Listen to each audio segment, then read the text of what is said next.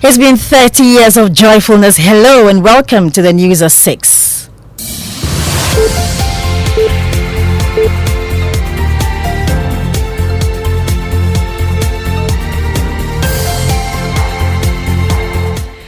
The news is live on Joy 99.7 FM and hits 103.9 FM in Accra. In Kumasi, we are on Love 99.5 FM and all 16 regions of Ghana. You'll find us on myjoyonline.com, on YouTube, X Spaces, and on Facebook. Coming up, the Accra Metropolitan Assembly continues its crackdown on Iran's traders in the Central Business District this morning as mixed reactions greet the attempt to decongest the city.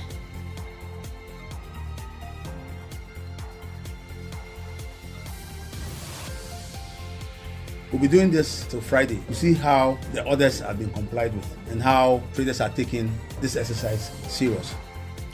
Also in this bulletin, the Ghana Standards Authority reveals many ECG meters in use in domestic households and industries have not been calibrated. I'll bring you details of that. What's up in business, Daryl? Okay, Daryl will bring us the business headlines. Also in today's episode of Climate Focus, we take a look at the proactive steps taken by NADMO to protect lives and also address the impact of floods as the rainy season begins. It's important that we do simulation exercise because without simulations, it's going to be very difficult. So Daryl brings us the business headlines. Also coming up later in business, government vows to stick to new borrowing limits as fresh data shows Ghana's total debt stock will reduce to significant levels by end of this month. And thanks for choosing us this morning. This is Joy News. We are independent, fearless, and credible. I am Hannah Odami with the details.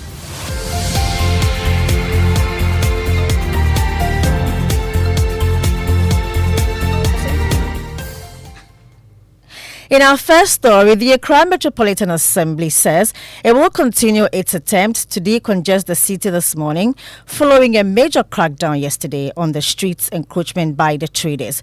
The exercise has been greeted with mixed reactions from traders. Now, while some accept the AMA's move, others are livid.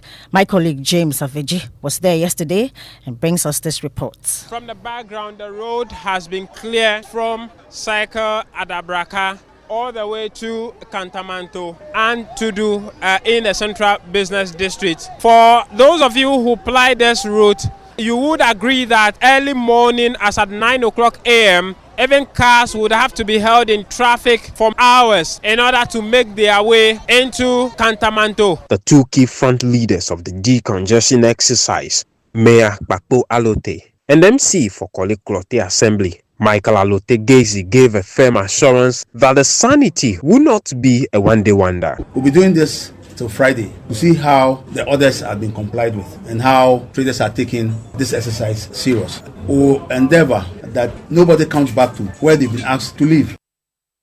Now let's go to the Techiman Central Market, where a wave of anguish has swept through the central market as hundreds of traders face an uncertain future following a sudden demolition exercise. Authorities say the move is aimed at modernizing the market, but the affected traders claim they were not compensated or even informed to find alternatives. Anas Sabit has been speaking to them. Many of these traders who were affected by the exercise say they learned of the demolition only as bulldozers arrived.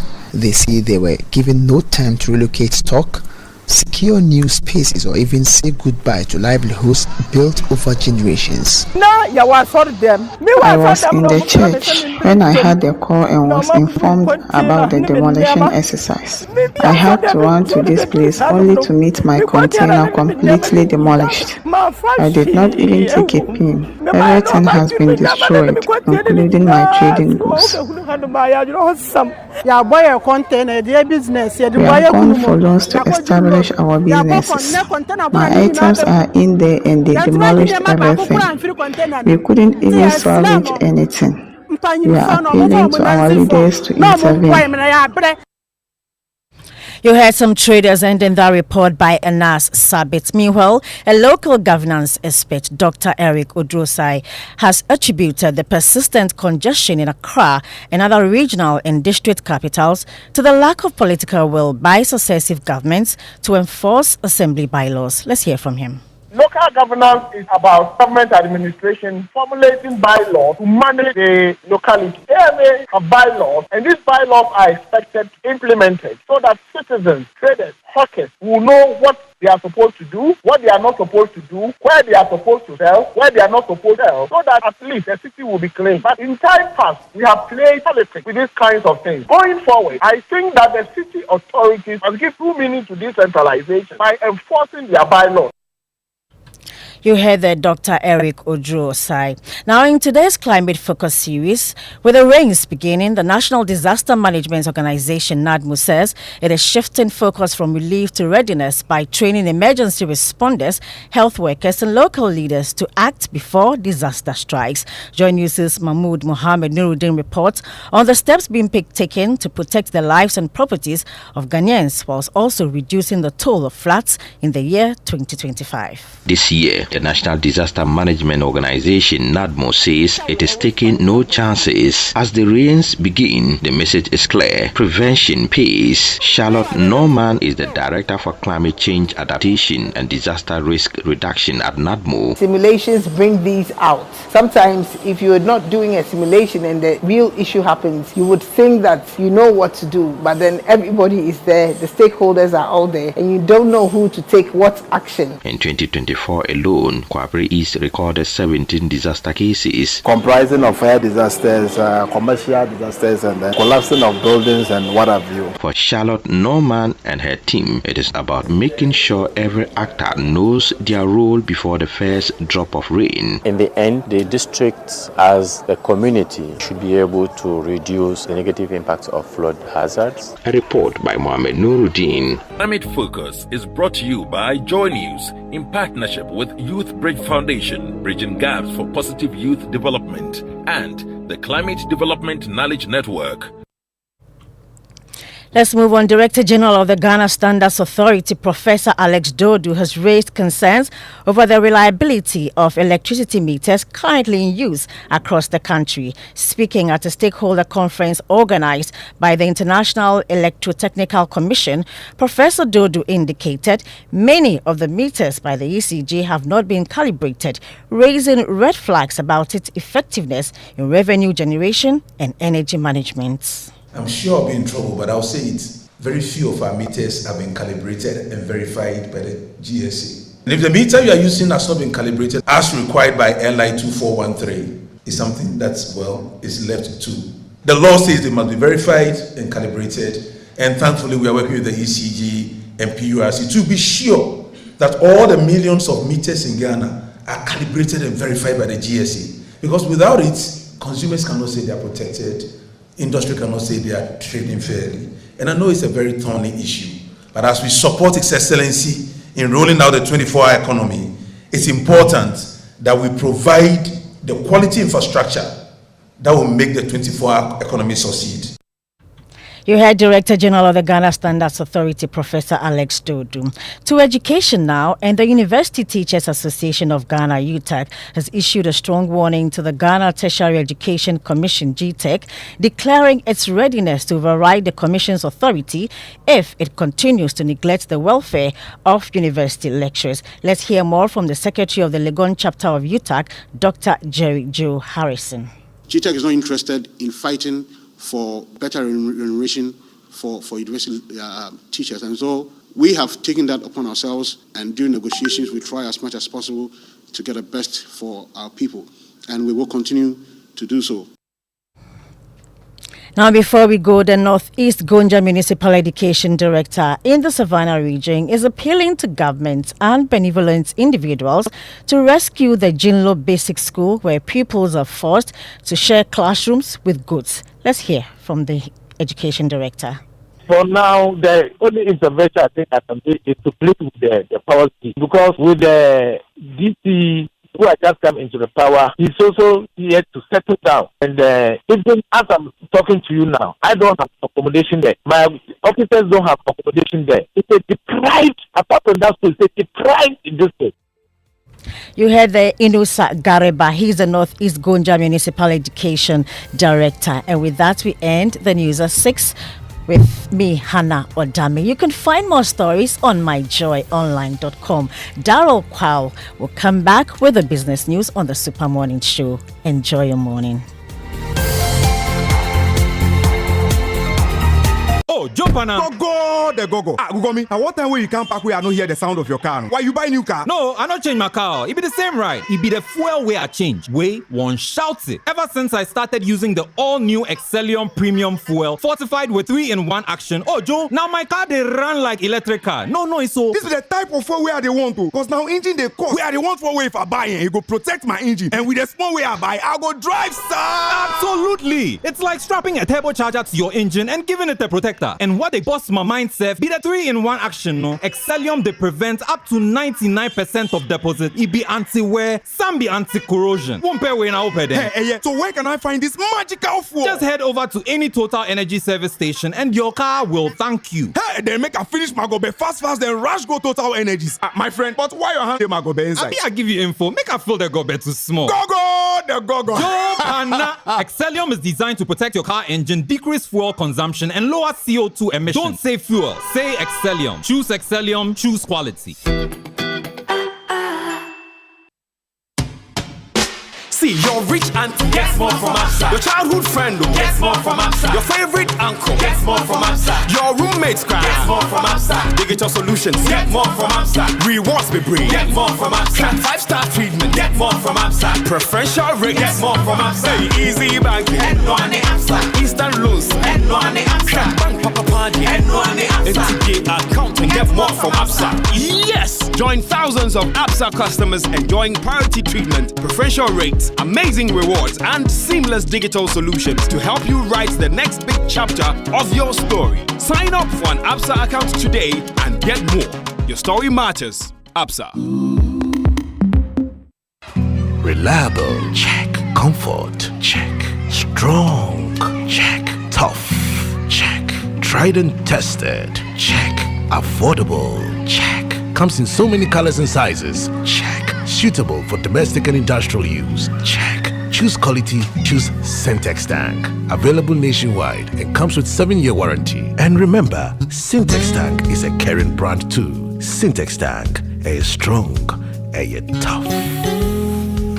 Hello, I am Akoto, your friendly virtual assistant at Omni Basic Bank. I am here to guide you through our mobile app. The new Omni Basic mobile app is designed for you and packed with everything you need to manage your finances anytime and anywhere. Whether you're checking your balance, tracking your transactions, or planning your budget, the Omni Basic mobile app lets you manage your finances 24/7. It's quick, easy, and always at your fingertips. Need to send money, pay bills, or make a transaction on the go? The new Omni Basic mobile app keeps your banking simple so you can focus on what matters most to you. Transferring funds has never been this seamless. Whether it's a mobile wallet or a bank transfer, just a few taps and you are all set. No stress, no hassle. Download the new Omni Basic app today and experience banking that is smarter, faster, and designed just for you. Omni Basic mobile app, absolutely seamless. Omni Basic Bank, not just another bank.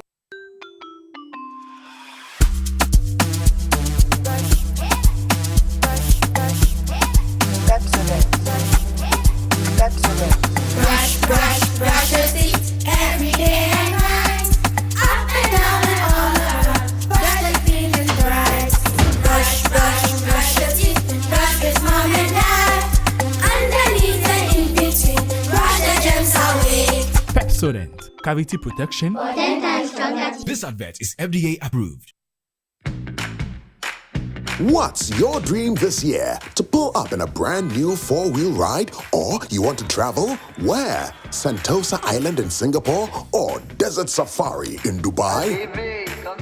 Or you want a laptop, microwave, brand new phone, TV? Chale, what you want, you can get with SG Ghana. Minya Ubecha 7Y. Join the SG Ghana Deposit and Drive promo and you could win the grand prize of a brand new Toyota RAV4. Simply deposit 500 Ghana cedis or multiples of it into your SG Ghana account from now till 30th May 2025. Non-customers can open an account to participate. Visit your nearest branch or call 0302-214-314 for further inquiries. This promo is regulated by the National Lottery Authority on the Caritas Lottery platform. Terms and conditions apply. Societe Generale Ghana. The future is you. Bavu. Hey, good morning. Good morning to you. How you doing, man? I'm great. Good to see you. Yeah. We missed you yesterday. Yeah, sorry. Yeah, I'm glad I'm back. Great. What's on the table? A couple of things. I will be talking about Corruption Watch's focus on the code of conduct that the president has introduced, and I want to ask a few questions about the gift clause in there. And that one it works. Yeah, that particular one. Yeah. You can accept it if it's less than 20,000 Ghana cedis.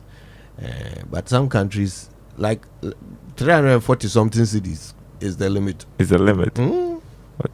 So, we want to talk about it and see whether we're following best practice and all that. But also the cedi, the strong cedi. If we don't say by the end of quarter by December, we are back to our losing ways. Yeah, people are saying we don't care. At least for this time, we just want to enjoy the moments, the good one. No, we don't care whether December goes back. Yeah, because we haven't had that in a while. I know, but the problem is that if those predicting this are right, it would mean that this is not anything permanent or sustainable. As we anticipate, it would mean that it's just it's a flash in the pan. Yeah, which is not great. And we know the real fix. Like, we know what to do. That we have not done. Yeah, these are because of circumstances, really. Yeah. But the finance minister says he's confident. The secret is actually Sami Gyamfi and the gold board. Yes, because according to him, and by the way, he was saying this at the inauguration of the advisory board, which means that what he's attributing to Sami Gyamfi actually has happened even in the absence of a board, right? And that Sami Gyamfi's work has brought some real stability in this short term to the currency. That's debatable. Well, who is debating? Dr. Bawumia? Yeah, he says no. It is their building of reserves back in the day that has done it. But you know what? I still see that the theory of the gold board is wonderful. In this country, it is always the people who let us down, not the principles. It's the people. So, as for the principle, it's good. If we can stick to it, if we can actually bring some regularization into this sector, and if we can answer some important questions. So, for example, the finance minister says, a lot of what we are experiencing is down to the gold board. Okay, that's nice. All right. So, which buyers did the gold board buy the gold from? How much have they bought since the beginning? Like, can we know these things? Right? These companies that you've bought the gold from, are they doing sustainable mining? Have you gone there to see what they are doing and realize that it's not illegal? It is actually legal. Do they have EPA permits? Do they have licenses? Like, have you checked all of these things? And can we verify these things too? The people. Right. For me, that would be the clincher. Right. Anyway. They say, we have to thank the gold board for where we are today. And so we thank them. We hope the story doesn't change along the line. It better not. Yeah. It better not. All right. 6 a.m. news came to us thanks to Total Energies. Total, we go the extra mile for you. Absa Bank Ghana Limited, your story matters. And Millennium Insurance, your trustworthy partner. Okay. So, trumpet? Who do we give it to? Sami Gyamfi. Okay. I don't mind. Dr. Bawumia. Or the gold board. Let's give it to the gold board. The gold board. We are neutral in this. We. All right, the Joy Business Report now is brought to you by Omni Basic Bank, not just another bank, Safari Valley Resort, bringing you closer to nature, and MNC Properties, a member of MNC Group, MNC Properties, choice of class. So, all for right, the gold board, trumpets!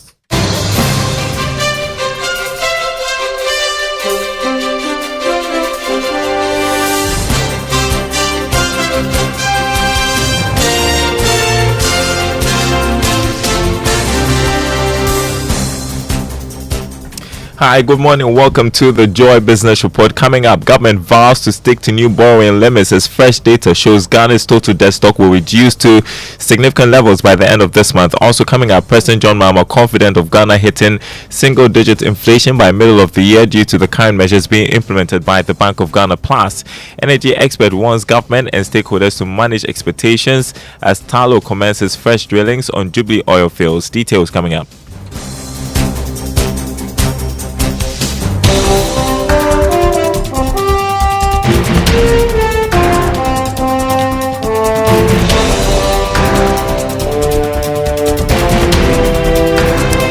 My name is Daryl Kwab. Thanks for being with us. Hello to our friends listening from Kofi Radio and KTU Radio. First up, government has revealed that it has instituted measures that will help the country stick to new borrowing limits and spending cap for this year. The assurance is coming at a time that fresh data and forecasts by Barclays UK show that Ghana's debt to GDP ratio will drop significantly from 61% in December 2024 to 51% ending May this year. There are also projections that Ghana will meet IMF debt levels target before program completion date, said TechPay's economic advisor to President John Mahama. You must either make sure that projects like the airport, Terminal 3, projects like the trouble processing plant, the revenue is being generated. Remember this, the trouble plant and the energy sector was to be part of the waterfall. Why did it collapse?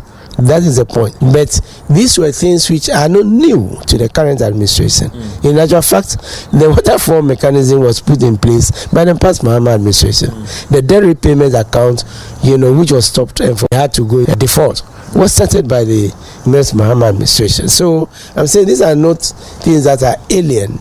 The caution, again, let me repeat, coming from the fund is that Ghana should endeavor beyond these bipartisan political differences to let the programs sustain when the program is working, in order that we can leapfrog into where some African countries now, the emerging economies and the others have gone to.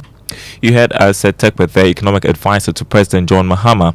While the president is confident that Ghana will return to single-digit inflation by middle of next year, the president is basing his optimism on current monetary measures being implemented by the Bank of Ghana. President Mahama disclosed this during the 2025 EU-Ghana Business Forum in Accra.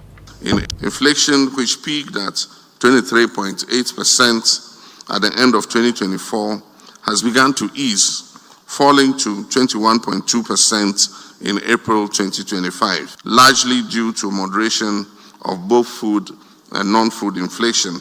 This will be underpinned by tighter monetary policy and complemented by fiscal consolidation and exchange rate stability. The Ghanaian cedi, which depreciated by 19.2% in 2024, has shown signs of recovery, appreciating by 3.9% against the US dollar by the end of April 2025. This has been supported by stronger forex inflows, improved trade balances, and growing investor confidence.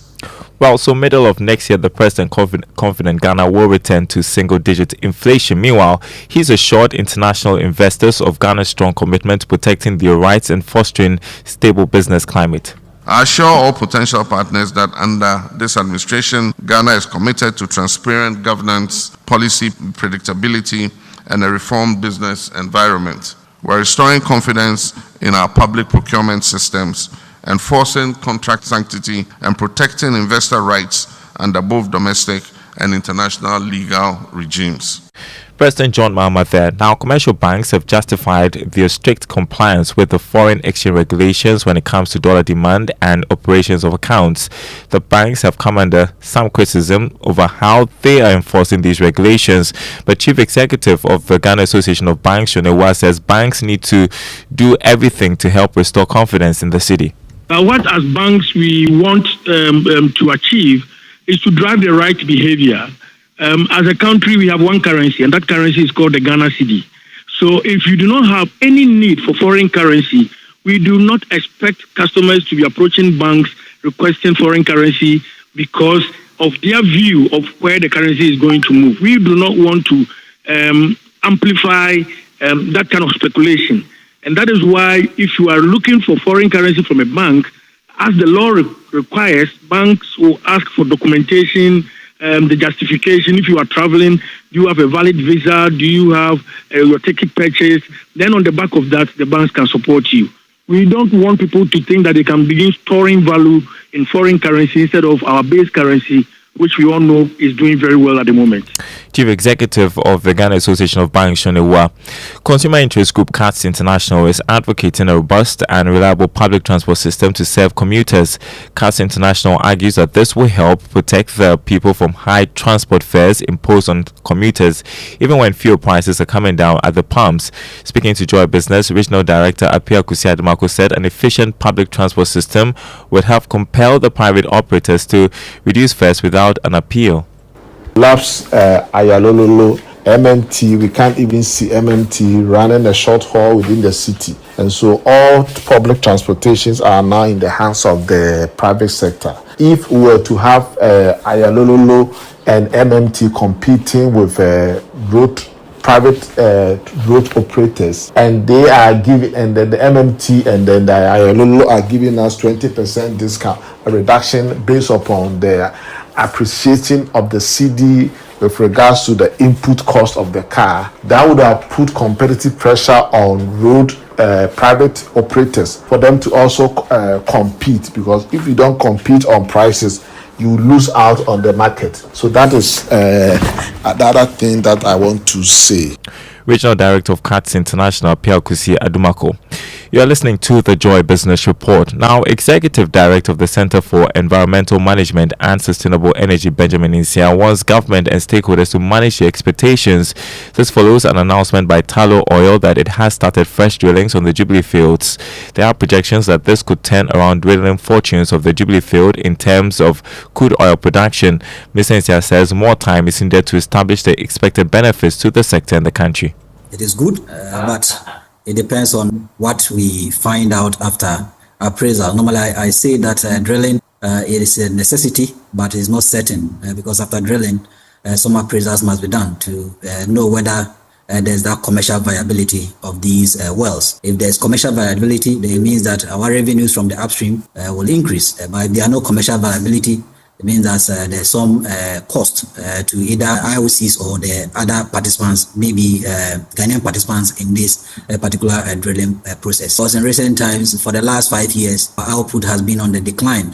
Just the release 2024 report that so if output is on the decline and drillings are done, and I think we must commend Tullow because for the last 6 years, they have continuously shown some level of investment in that part of our petroleum value chain. Executive Director of the Center for Environmental Management and Sustainable Energy, Benjamin Insia. The Third World Network Africa has convened stakeholders from across the continent for a high-level trade and development conference in Accra, calling for renewed focus on economic diversification value addition.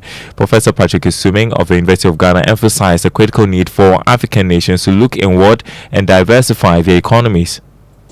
It requires a deliberate strategy and a commitment to it. It is not going to be easy at first because, essentially, you are a market for people and you are deciding that you don't want to take their goods again. People who some way, somehow, they still have some element of control in some aspect. But we have to stay the course. And, we heard an example of people saying, I'll just buy chicken from Brazil because it's cheaper. You should understand that it's taking years for Brazil to produce chicken at that rate, and it starts with government effort. If the government of Ghana decided that for school feeding and for other things, it's only buy Ghana, that is creating a big market for local farmers and local producers. People, you get productive from there. But I think the ASCFTA is key because we need to begin to look more inward. You had economist Professor Patrick Isuming there. Next, from a retirement dream to a thriving business, Trotter's Paradise at Obusumas in the Eastern region is turning pigs into profit. Owned by retiree Kwabna in team, today we'll share with you how his farm's pork journey goes from cradle to table, reaching homes and businesses across Ghana. Listen. Since our first visit, Trotter's Paradise has seen remarkable growth. What began with just a few pens and piglets is now a structured operation with an expanding head, improved infrastructure, and trained staff. We didn't just arrive. We started painfully slowly. We did things We made mistakes, we corrected the mistakes. As we went along, we improved what we do. There's one thing I always say, if you don't have the heart for it, don't start it. Because sometimes you can have situations where you think you should just pack and go. But if you have the heart for it and you enjoy what you do, you stay. From a simple idea to a structured operation, the journey of Tortoise Paradise is far from over, but it's already a model for what farming in Ghana can be. We look at how the pigs raised here are processed and delivered to tables across the country. Our company believes that the difference between Kwekwa Nancy and Spider-Man is just a case of packaging. So we package our stuff well to attract our customers. The same way the whites have packaged Spider-Man, and we cannot sell Kwekwa Nancy. The case for Kwekwa Nancy. Well, a full episode 1 p.m. right after the Joy Business Report, 5 p.m.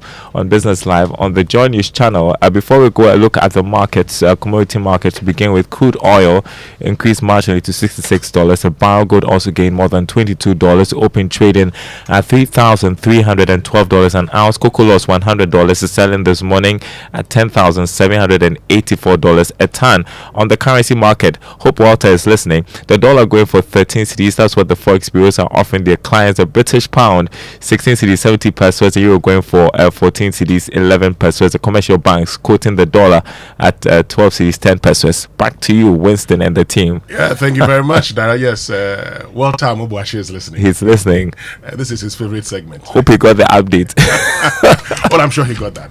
But I think the concern would be the crude oil price going up. The crude oil situation is like a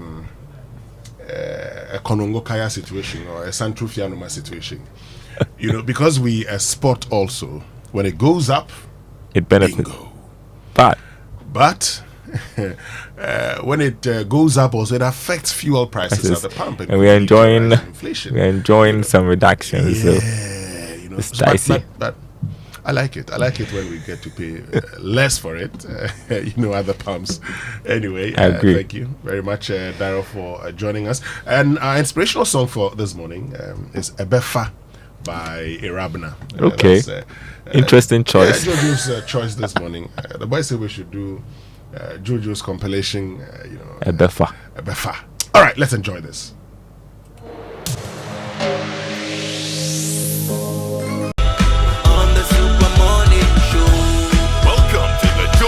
Morning Show.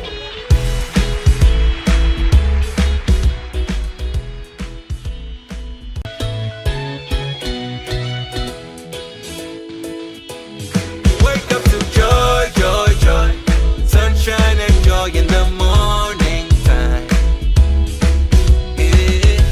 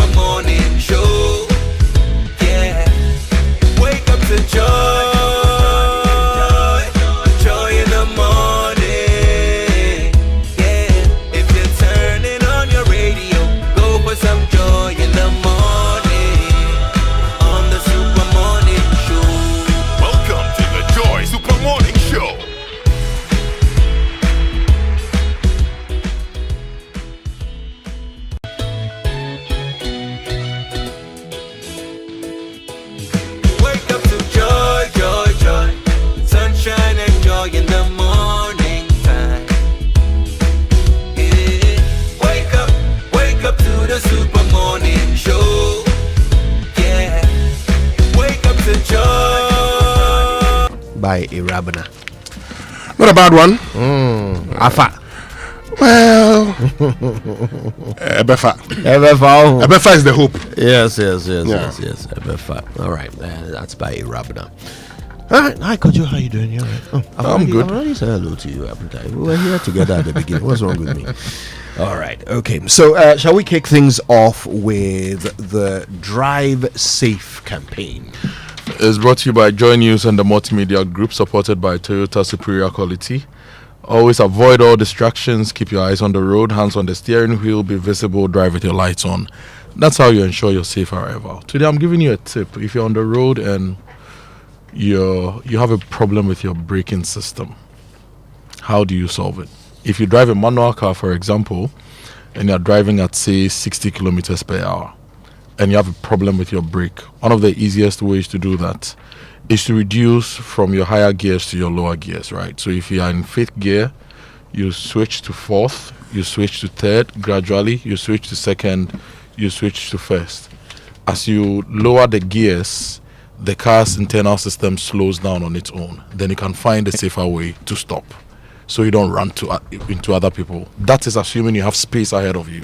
And you have enough maneuvering. Manual now, gearbox. If you drive an automatic car, you can put your car in neutral and gradually lift your handbrake to enable the car to start slowing down. If you do that, then you look around you and see whether there are places on the road you can safely turn to, especially places that are a little higher in elevation, to help the car to come to a good stop. So if you find out you're on the road, you are driving and your brake system doesn't work, these are easy ways you can do that, and you get your brakes checked right after. But always make sure you check these systems before you get on the road. But sometimes mechanically things happen, and please, what about those of us who have the handbrake that is like electronic, the one you push the button?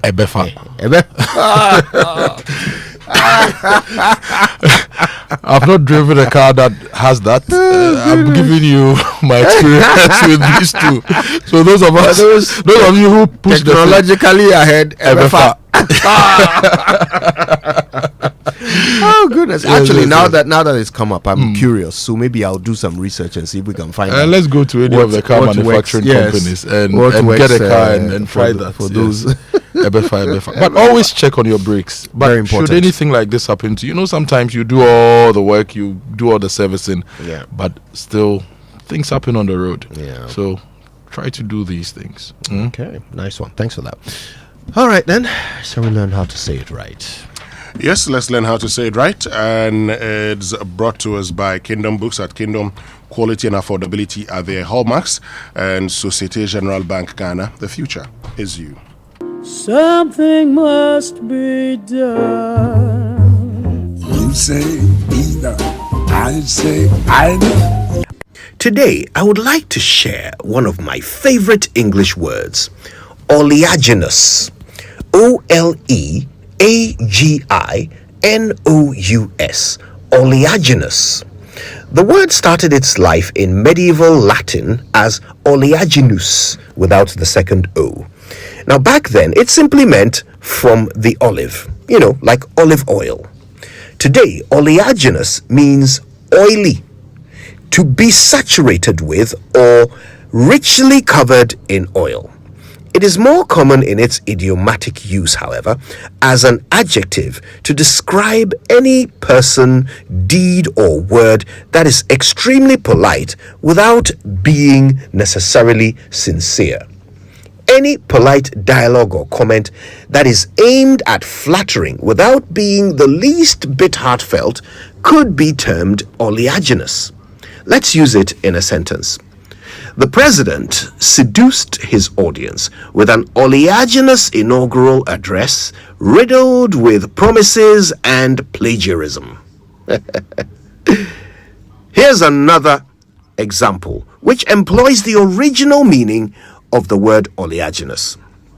Ignoring the doctor's warnings, Sarah served her man with an oleaginous plateful of fried plantain and beans. So there you go. One gorgeous word, two ways to say it right.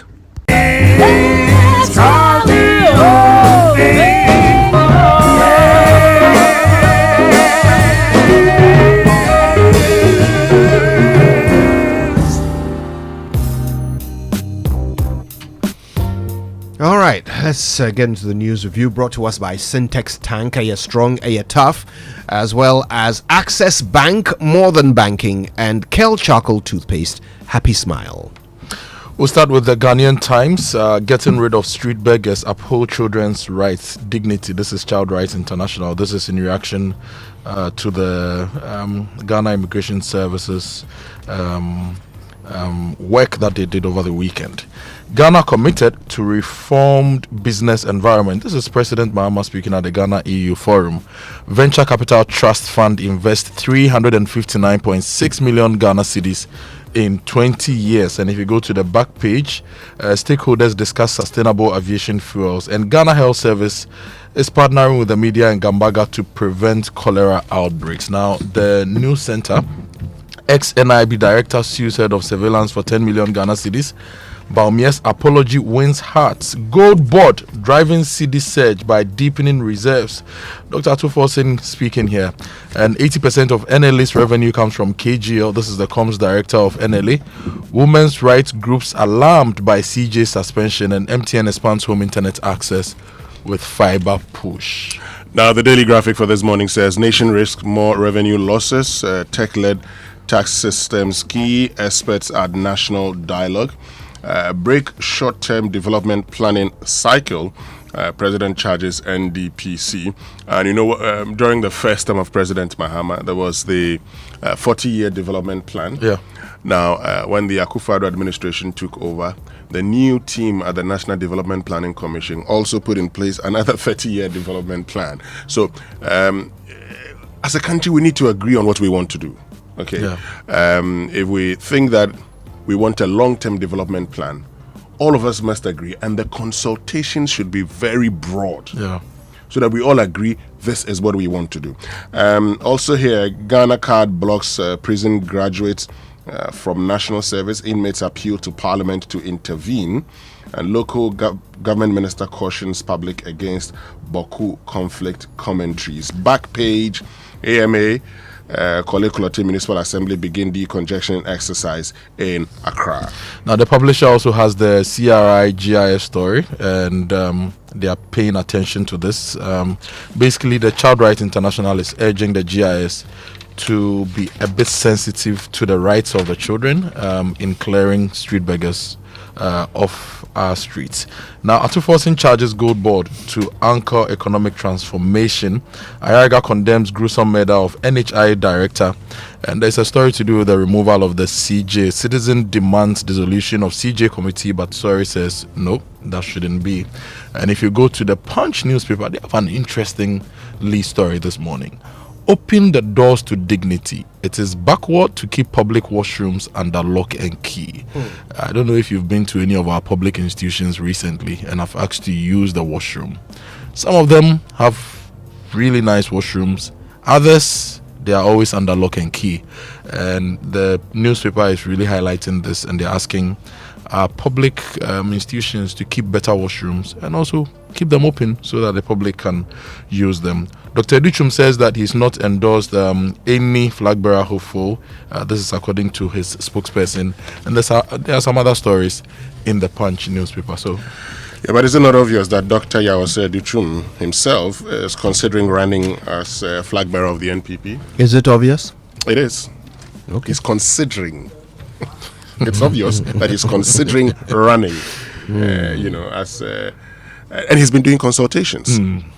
He's been speaking to key members of the party, so it's not in doubt. That's why I said it's obvious that he's considering running. The custodian says Gold Board to promote economic growth. Finance Minister, Minority mocks NDC, Mahama's 24-hour economy, now 24-hour doomsaw. Kufo calls for unity against tax leakages. Petitioner alleges conspiracy to axe Tokonu, but Thaddeus Sorry denies meeting CJ probe committee judges.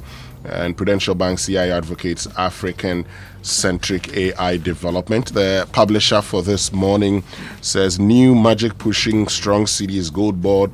Finance Minister assures stability sustenance, and more dangerous rains coming. Meteo Agency warns. I am very sick, but I will be in court Monday. 80-year-old Amoah Ekumfi pleads. Well, Winston, you mentioned the NDPC earlier, so let me start from there, from the center spread of the Ghanaian Times. President tasked NDPC to deliver bold transformative path for development.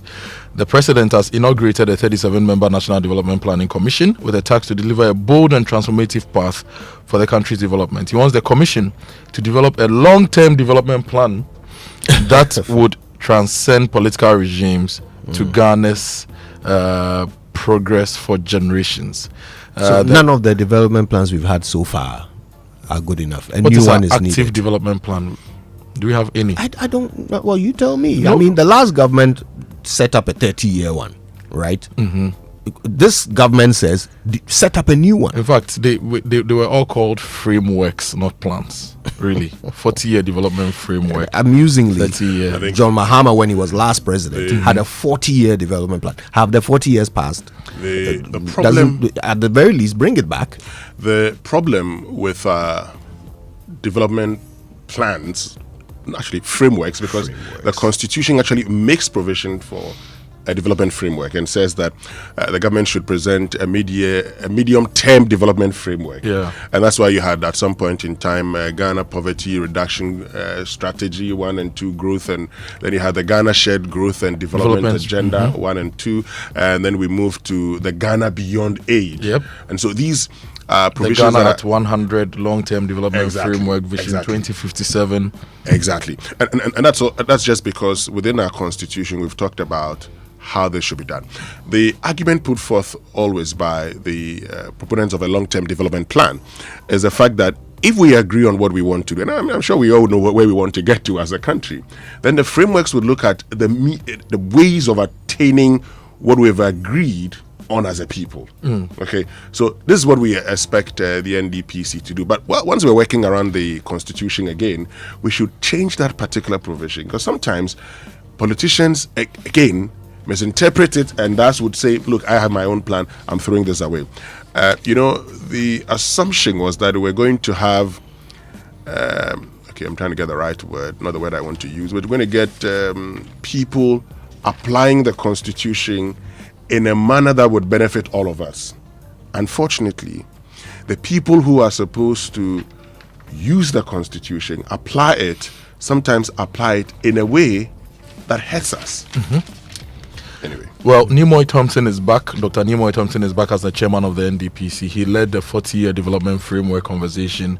I know of what that was done on there. Good enough. They are going to make a new one. I think it wasn't completed. I stand to be corrected. We started work on a draft national infrastructure plan, for example, which we have. We can go through some of those things to coordinate the delivery of infrastructure, roads, internet services, everything.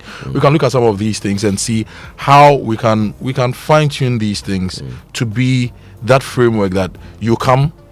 Ghana wants to get to A. Party A, this is your strategy to get us there. We want to be, say, a category A country in 2050. This is your strategy to get us there. This is your strategy. So nobody changes the target. Yeah. They just propose ways to get us to the target. So we can discuss some of those things. I happened to be present when Dr. Nimoy Thompson had his turn at the Constitutional Reform Committee's hearings. They've been having the consultations with certain identified stakeholders, and Dr. Nimoy Thompson was there to speak on issues of how the Constitution can help protect this space of development planning, right? So that we can rewrite it in a way that actually shackles our governments to one plan. So that it's not really about how long you in particular stay in office, but that these plans are established and entrenched in a way that whomever takes over must continue them. I die for that day. I mean, I can't wait for that. Let me bring you some more stories. The Gold Board is in the news. It's almost on all the front pages.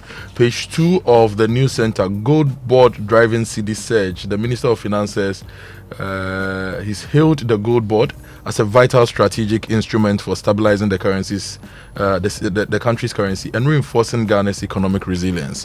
Now, if you check the editorial of the news center, they're saying that the cedi's comeback underscores the vital role of the Gold Board. That's the editorial of the newspaper, and they are giving some numbers to support their argument that we need to pay attention to the Gold Board to help us maintain the sustained growth of the cedi. Now, there's an interesting article here by Joyce Bauer Mokhtari, a presidential staffer. She says the cedi's rise demands price justice. Okay. Yes, and basically what she's saying, that something remarkable is happening in Ghana, and for the first time in a long while, the Ghanaian cedi is not in the news for its decline but for its dominance. And she says there is renewed hope that the Ghanaian economy is stabilizing on the rise. But while macroeconomic indicators look promising, something critical is missing. The impact of these gains must be felt in the markets, at fuel pumps, and in the pockets of the ordinary Ghanaian. So she is asking for the appreciation we are seeing to be felt in our pockets. And she's talking about business ethics should reflect economic reality. And she says if businesses can raise prices when the cedi weakens, they must also be willing to reduce prices when the cedi strengthens. There's a concept we always talk about. We talk about restock cost and current stock cost. Now, when it comes to traders, in fact, majority of traders, when the cedi appreciates, the conversation you hear most is old stock. You see, we need to, we bought it at this price, and then we bought it at that price. When we bought it, it was very, expensive, and so we cannot reduce it. Now, the moment the cedi depreciates, you expect them to say, oh, but I bought it at this price, so let me just sell it at that. No, they tell you, oh, we need to restock. And now, because we need to restock, we need to actually increase it. Because when we are going to buy it, when we are going to restock, get newer, we'll have to increase the amount of money that we spend. And so it's always that dilemma where people do this. But the reality, I think even the traders now realize that they don't have a leg to stand on, and that the excuses they've been using are just not tenable. When the cedi loses value, they immediately increase their prices. They don't wait for new stock to come before they increase their prices. They increase the prices on stock that they bought at a higher cedi value or at a lower dollar value, right? They increase the prices of that stock immediately. So they make extra profit on that.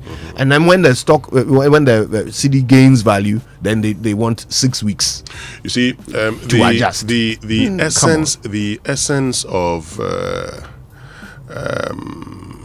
capitalism is that the competing market would inure to the benefit of the consumer or the client. Unfortunately, what we have in this country is an oligopoly. People come together and form a cartel. So they tell you whether they are going to reduce or not.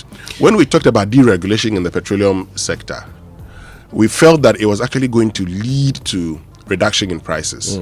Unfortunately, it became an oligopoly where it became a cartel. And so spare parts people to form an association, and they are deciding whether or not they will reduce it or not. Well, while we are all waiting to enjoy the benefits one day of the strengthened cedi, the politicians are fighting over who caused them. Yes. Listen to this. Listen to this. If you ask a simple question to the NDC to point out exactly what policy they have implemented that has resulted in the appreciation of the cedi, they cannot tell you one. The US dollar itself is on the decline globally. If you go to Zambia, for example, the kwacha has gained a lot of ground. And then there's the third element, is that they are not spending. If you are managing an economy, you have to pay your bills. They are not paying IPPs, for example. This is why the dumsor is so acute. And they are not paying contractors. So when you are not spending, there's less pressure on your currency. Okay, so that's Dr. Baumia saying, look, it's actually NPP magic plus NDC stinginess or lack of spending, which is making the cedi stronger. Well, President Mahama disagrees. The Ghanaian cedi, which depreciated by 19.2% in 2024, has shown signs of recovery. This has been supported by stronger forex inflows, improved trade balances, and growing investor confidence. These figures, though early in the year, are clear signs of a disciplined and inclusive economic recovery.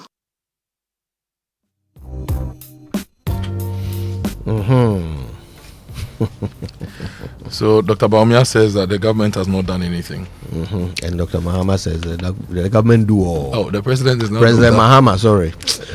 I'm throwing around. I'm throwing around PhDs. Question though. So if one government says that now I'm not going to spend, I'm going to tighten ABCD. I'm going to do ABCD. And that results in an outcome, which is part of the reasons why the cedi is appreciating now. Can it be construed as the government has not done anything? So or we expect the government to spend, make payment. So since they are not making that, and they are not doing what you expect, it means the government has not done anything. So I guess what you are asking is it still not a strategy? Yeah. Doing nothing also not a strategy? Well, I'm sure then the question is the sustainability of that strategy exactly within the long term. And so, what we are experiencing currently, it is true that there is actually increased gold exports. And increased gold export only means increased supply of dollars of forex into the country.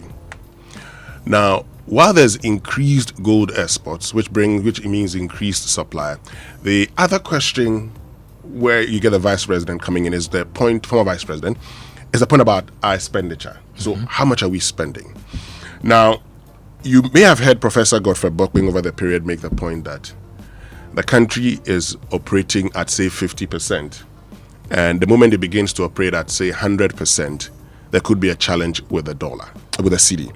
And you've heard, all the others make the point, even those who have predicted the cedi ending the year at 14, 15, cedis to the dollar, is all because of how we're going.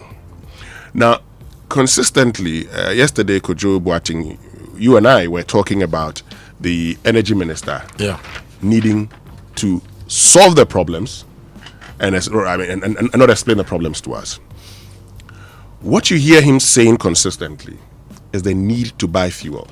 Now he says they've bought fuel. Now they've bought fuel. And they are discharging the fuel. Now, even though I disagree with the 1.1 billion figure that he brought, because that 1.1 billion figure per the data in front of us, 1.2 billion is for the whole year, based on the Energy Commission's thing. You would see that within this period, government has actually, what a strategy could be, has been, is not to throw in too much money. So once you are not paying a lot of, you're not buying so much oil, even if you need that, which may have led to issues in the past, you have enough dollars. So coupled with the Bank of Ghana's least intervention, and when you listen to the interview that George Riafe had with the governor, the first deputy governor of the Bank of Ghana, he doesn't deny some minimum intervention.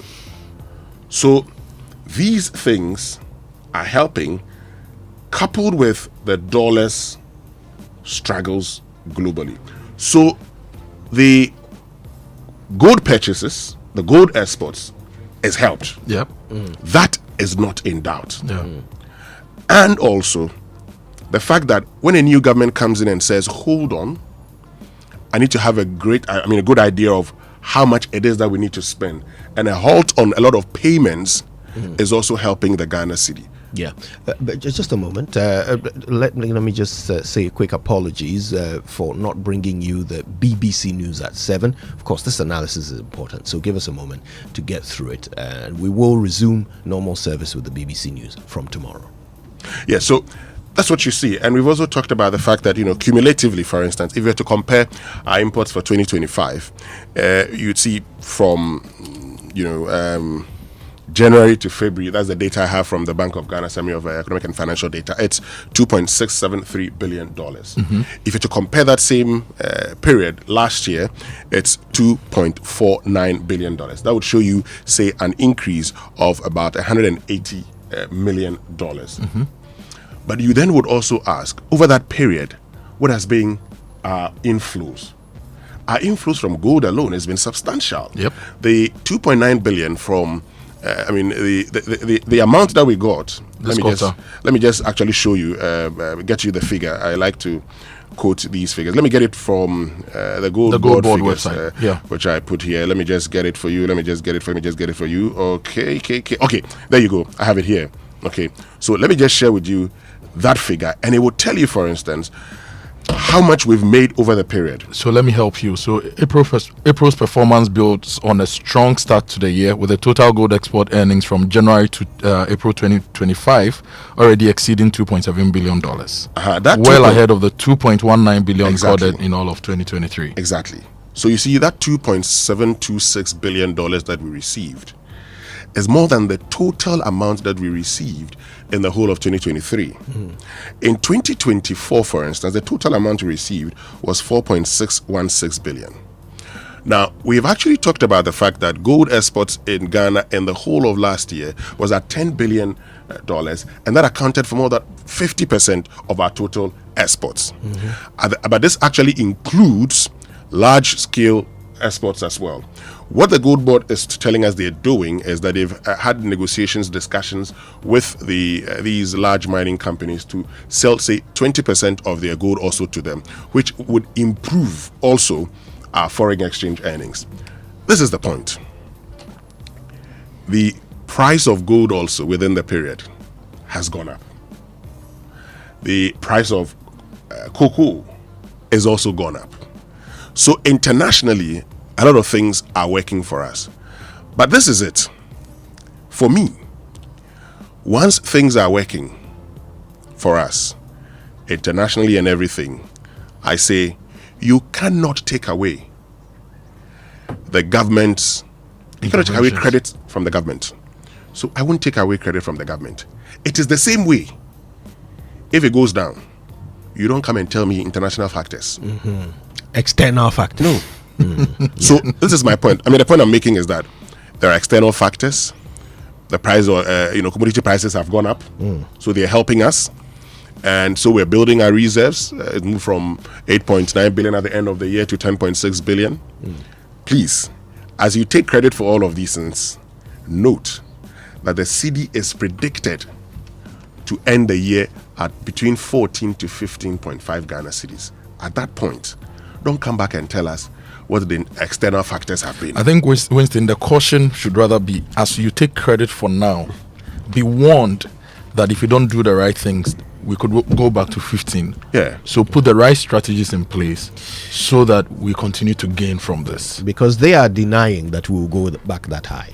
They are saying we will not go back to 15. To be very honest with you, if we do not put in place correct strategies, if we continue like this, trust me. So that's my point. That's how we're going to end that. If they are insisting today that because of how good they are as managers of the economy, we will not go back to 15. If they are saying that, then when we go back to 15, it is their fault.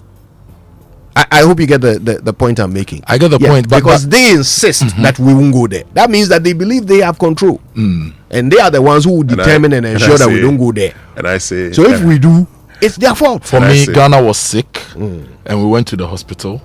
We've been given painkillers to give us immediate reprieve. But the pathogens causing the sickness, we need to clear them out of the system and apply the lifestyle changes. The government has given us the painkiller now, which is working.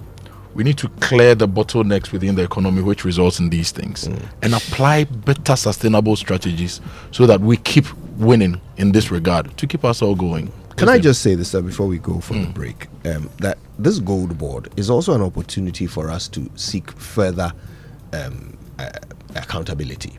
Okay, we are told that they have exported so much gold in this first quarter, right? And that has shored up our cedi. Well, good for them. But can we also have a list of the companies they bought the gold from? Can we know that? Can we know how much gold they bought from each one? Can we know when these companies were licensed? Can we know if they have EPA permits, whether they are doing responsible mining? Like, can we get some transparency, some accountability? Can we see what you are doing? So that at the end, you don't just come and throw figures at us, which are actually being fueled by Galamsey. Can we not do that? Because we want to rebuild our economy, but we don't want to destroy our ecology while we're doing it. So if we can get some accountability, some numbers, names, figures that we can all go and verify. We can all go to the mine and go and see that yes, these people are actually mining responsibly, and government is buying from them, and therefore we are not destroying our environment just to collect political funds. Yeah, so I mean, my point is simply this: lots of factors, and even the finance minister admits these factors. He knows that this is all not down to the gold board. So, look, let's be cautious. Let's be very cautious, because I don't want the case where we come back tomorrow and sing a different song. Yeah. All right. The conditions are favorable. We'll take advantage of it. But as you take advantage of it, you prepare for a worse day. Exactly. Okay. All right. The online review is brought to us every day by Zenith Bank in your best interest and Goyle Good Energy. Goyle. Yeah. And look, at Zenith Bank, we understand that sometimes the month feels a little longer than usual. Does this month feel longer than usual? And that's why we're here to ease your financial burdens. Apply for Easy Cash, an easy loan solution from Zenith Bank for MTN Momo subscribers. It's secure, convenient, instant, and collateral free. Yes, a loan with no collateral. With Easy Cash, you can take care of all your financial needs and emergencies with a total peace of mind.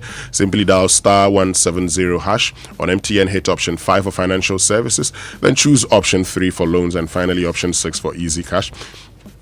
Easy Cash, your easy loan in 60 seconds, is brought to you by Zenith Bank. Apply today, Zenith Bank, in your best interest. Somebody says that, when you don't have money, the month is very long. Yes. When you have money, the month is very short. We've got like 90 days this month, though. But even January, I didn't feel that is literally. January, they were sweet, though. Literally what they mean by time flies when you are having fun. No, sir, in January, not a pick it. We are prepared for January. We are prepared. But in May, Ebefa. All right. For the BBC News, we have Fidelity Bank, believe with us, to thank, and we will bring you the BBC News from tomorrow. Right now, some messages from our partners. Stay with us. Right now, it can do wonders for you. Chairman, Fabeji, it could turn your tears into joy in the Access Bank Fakitwa Beji Kese promo. Madam, Fabeji, it could get you up to 50,000 Ghana cedis cash prize. Business owner, Fabeji, as a student, make transactions with your Access Bank card, and that could get you Spotify and Netflix subscriptions, PS5, iPhone 16 Pro Max, and more. This be out of class senso. Fabeji, you see what 250 Ghana cedis can do for you? And Accra. Fabeji, it's the Access Bank Fakitwa Beji Kese promo. Deposit a minimum of 250 Ghana cedis and its multiples in your new or existing account, and be on your way to winning a share of the 580,000 Ghana cedis in cash prizes and other amazing rewards. The more you deposit, the more your chances of winning. Promo runs from now to September 2025. This promo is in partnership with NLA on the Caritas Lottery platform. Terms and conditions apply. Access Bank, more than banking. Ladies and gentlemen, welcome to the game of choices. Listen with rapt attention. Round 1, question 1. Elevator or stairs? Stairs. Now the second question. Less than 4 hours or at least 6 hours of sleep at night? At least 6 hours of sleep. The last question. Yomi yogurt or... Yomi yogurt, of course. Oh, I'm not done. No need, that's my choice. Yomi yogurt. Life is full of choices. Always remember that the choices we make today shape our tomorrow. Whether it's a morning start, a midday snack, or a dessert, our delicious Yomi yogurt is here to nourish you. Yummy, a nourishing choice. This advert is FDA approved.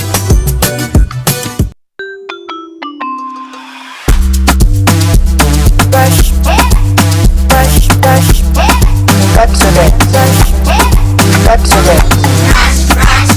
your teeth every day and night. Up and down and all around.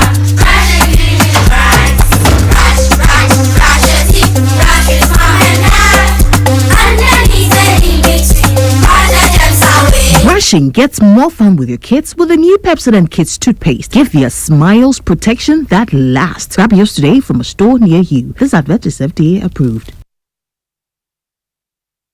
If you ask a simple question to the NDC to point out exactly what policy they have implemented that has resulted in the appreciation of the cedi, they cannot tell you one. The US dollar itself is on the decline globally. If you go to Zambia, for example, the kwacha has gained a lot of ground. And then there's the third element is that they are not spending. I mean, if you are managing an economy, you have to pay your bills. They are not paying IPPs, for example. This is why the doomsaw is so acute. And they are not paying contractors. So when you are not spending, there's less pressure on your currency. The Ghanaian cedi, which depreciated by 19.2% in 2024, has shown signs of recovery. This has been supported by stronger forex inflows, improved trade balances, and growing investor confidence. These figures, though early in the year, are clear signs of a disciplined and inclusive economic recovery. For decades, we have helped businesses connect with their trade partners all over the globe. From Ghana to Burkina Faso, Côte d'Ivoire, Benin, Togo, Senegal, China, Morocco, France, Netherlands, and many other countries. We have made it possible to bring Ghana to the world. We have brought small and medium businesses closer to their customers across the regions in Ghana with our SME support facilities. We have brought relief and smiles to the faces of families with our employee personal loans. With our cutting-edge technology and digital support, we take the burden of complex thinking off you, making life simple. That is who we are, as close as a partner. Bank of Africa. We are indeed the African bank with the global reach. Mom, please can I have some milk in my Milo? Have you tasted it? No. But I didn't see you add milk. Hey, taste it before you ask me any questions. Hey, milk na chum say. This is Milo all in one. Milo Pampa, cocoa, malt, milk and show, everything is inside.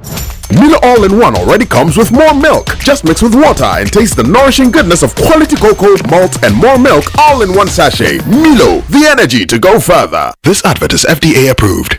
Paying or getting paid? Koba day for you. Driver, I don't have cash on you. Oh, madam, you can pay through Koba. Oh, you use Koba too? That makes it easy. Receive payment from your customers and make bulk payment in just a few clicks. Madam, I received the money. Hello, Coffee. Mom, you still haven't sent me the airtime, and the house internet is finished. My game. I'm sorry, darling. Doing that right away. With Koba, you can send airtime to your friends and family and load data for some great entertainment. Madam, here are the food stuff. Thank you. You can use the short code *365# or the Koba mobile app to make your payment. Get a designated short code today and start receiving payment with real-time visibility into all your payments with Koba. Pay your suppliers and staff in just a few clicks. For more information, call 0200 404010. Koba there, you click pew and you hear pew pew. Transaction done. Koba, our life simplified. Dear business owner, congrats on not giving up on your business. You deserve a medal, and your business deserves to be taken to the next level. In fact, it's about time you run a Zenith Bank SME account so you and your business can enjoy the perks of the Zenith SME Business Card. Oga and Oga Madam status. The Zenith SME Business Card is a Visa debit card for making secure payments for goods and services. Enjoy great benefits such as free customized digital SME training, free marketing toolkits, access to Visa practical skills training, and more. Unlock the potential of your business today. Visit any Zenith Bank branch nationwide and sign up for the Zenith SME Business Card, the ultimate payment solution for SMEs. For more information, visit www.zenithbank.com.gh or call 0302 680-884 or 0307-086-370. Zenith Bank, in your best interests. Miss my baby. Joy in the morning. Yeah, if you're turning on your radio, go for some joy in the morning. On the Super Morning Show.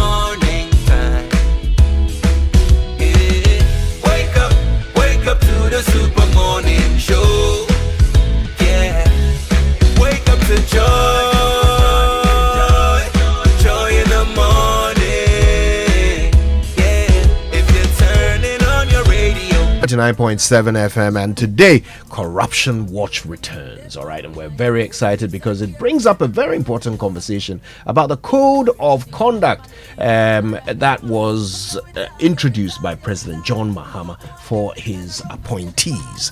An important clause in there about giving gifts, and we want to assess whether this meets best practice around the world. Our analysis will be extensive, and we'll be talking to people who really have experience in this space. Who remembers Anna Bosman, the former Shraj commissioner? Yeah, she'll be on the show. Yeah, I can't wait. We'll have Michael Bwedi as well, who, of course, has been running fundraising at Transparency International. And then we'll be hearing from an appointee in Uganda, who will be giving us the perspective of their country that has a very strongly written law to govern the conduct of appointees. Interesting things. But what do you guys think? 20,000, is it enough, or is it too much, too high a threshold for receiving gifts? It's high. What should it be? 20,000 is high, to be very honest with you. I mean, 500 will be okay. Yes, if you're an appointee, 500. Ghana cedis. 20,000 is too much. Kojo?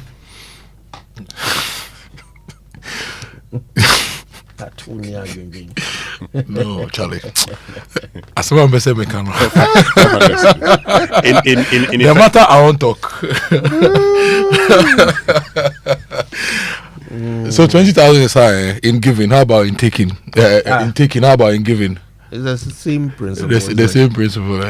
Actually, the code of conduct doesn't say much about giving. Yeah, does it? It says that government, institutions are not supposed to give hampers and all of this. But does it say anything about a government appointee giving a gift to someone? That's the thing. You know, I've been thinking about how we run this country and how public officials act in our public space. The fact that now everybody. Not everybody. A lot of people have foundations. People who are earning 21,000, 25,000, 30,000 cedis a month and getting tax incentives, duty waivers and all those things and all sorts of things, running big foundations and distributing all sorts of things to their constituents. And I ask myself, where do these people get it? If you look at MPs, if you look at ministers, if you look at public appointees, the amount of money they are spending, sometimes I ask myself, how much do they earn to be able to have this? And do they get these funds and these resources from donations or from gifts? And if they do, what record do they keep, and how are they being accountable to the state in all these things? So you see, there's a threshold, 20,000, 500, even 1 cedi, even 0 cedis. But beyond that threshold, let's look largely at what a lot of people are doing these days, your public appointees. So what you're saying is there's a bigger conversation there's to be a had. fundamental flaw when it comes to public servants and the kind of wealth we are seeing in this country. But I want to know about the particular provision that is on the table right now, 20,000. Is it too high or is it sufficient?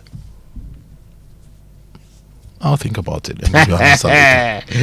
He will revert. You know, Kojo will revert. And I know the other point is always about, you know, I mean, as a son of a former regional minister, I know that when you are in, you know, you get people coming to visit you, and then they give all manner of things. They bring goats, sheep, and all of that.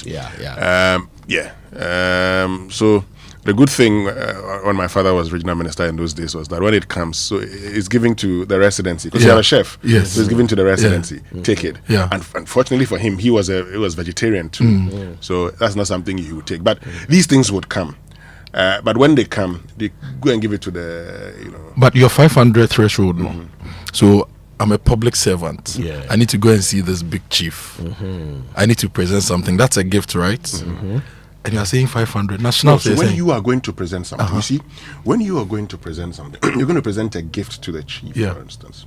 Because that's traditionally what are you expected to present to the chief? Usually drinks. Yes. So that in that case, convert to cash. Why convert to cash? In that case, your office should make provision for these. That's things. right. It shouldn't be your money. Okay. Because But the moment wait. it becomes your money, And But how do you let's not classify that forget- business But facilitation? let's not courtesy- forget that the conversation is mainly about how much you can receive. Okay. How much you can receive as a public officer, right? From anyone. Yeah. Who wants to give you a gift. So the idea is that to avoid being bribed. Yeah. Yeah. How much can they receive? Anyway, we'll get into all of these throughout the show, and we will certainly delve into them on Corruption Watch. I can't wait for your opinions. Use the hashtag JoySMS when you talk to us, or send them to 055 1111 997. Wake up to joy, joy, joy. Sunshine and joy in the morning time. Yeah. Wake up to the super morning show. Yeah. Wake up to joy. Joy in the morning. Yeah. If you're turning on your radio, go for some joy in the morning. On the super morning show. Welcome to the Joy Super Morning Show. Now, have you heard about the incredible benefits of Excellium from Total Energies? Well, listen, let me tell you more about this premium fuel with its amazing 3-in-1 power. Total Energies introduces Excellium new formula, the additive enriched fuel with its powerful 3-in-1 action that cleans your engine, extends its life, and lowers your fuel consumption thanks to the cumulative effect of its anti-corrosion, anti-wear, and detergent additives. Excellium new formula also lowers your vehicle's fuel consumption while reducing CO2 emissions. You will drive, sir. Experience the difference with Total Energies Excellium new formula. Choose Excellium, choose quality. And let me tell you about the Ghana CEO Summit. It's the 9th edition, and it's the Summit and Expo. It's coming off on Monday, 26th May 2025, Kempinski Hotel, Gold Coast City, Accra, and it's from 9 a.m. to 5 p.m. The theme is Leading Ghana's Economic Resets, Transforming Business and Governance for a Sustainable Futuristic Economy. It's going to be a private public sector dialogue and learning on Monday, and the summit will explore how transformational leadership, sustainability, digital innovation, and governance reforms can reset Ghana's economy. Special guest of honor is the President John Dramani Mahama, His Excellency, and key highlights include CEO case presentations, public-private dialogues, panel sessions, master classes, keynote speeches, expert insights, CEO Excellence Awards, and strategic CEO Connect. This is powered by the Ghana CEO Network in partnership with Deloitte, PwC, EY, GIPC, SIGA Media General, and the Multimedia Group. And the Ghana CEO Summit and Expo is inspiring business leadership and economic transformation. So, from the dreams of youth to the ambitions of adulthood, wherever you are on your journey, starting a career, building a family, growing a business, or planning your future, Fidelity Bank is here for your journey. Every goal deserves the chance to flourish, and with hard work, dedication, and a strong belief in yourself, the seed of greatness is within reach. So trust in the journey and understand that Fidelity Bank is with you every step of the way. Together, let's turn your dreams into reality. We're here for your journey. Fidelity Bank, believe with us.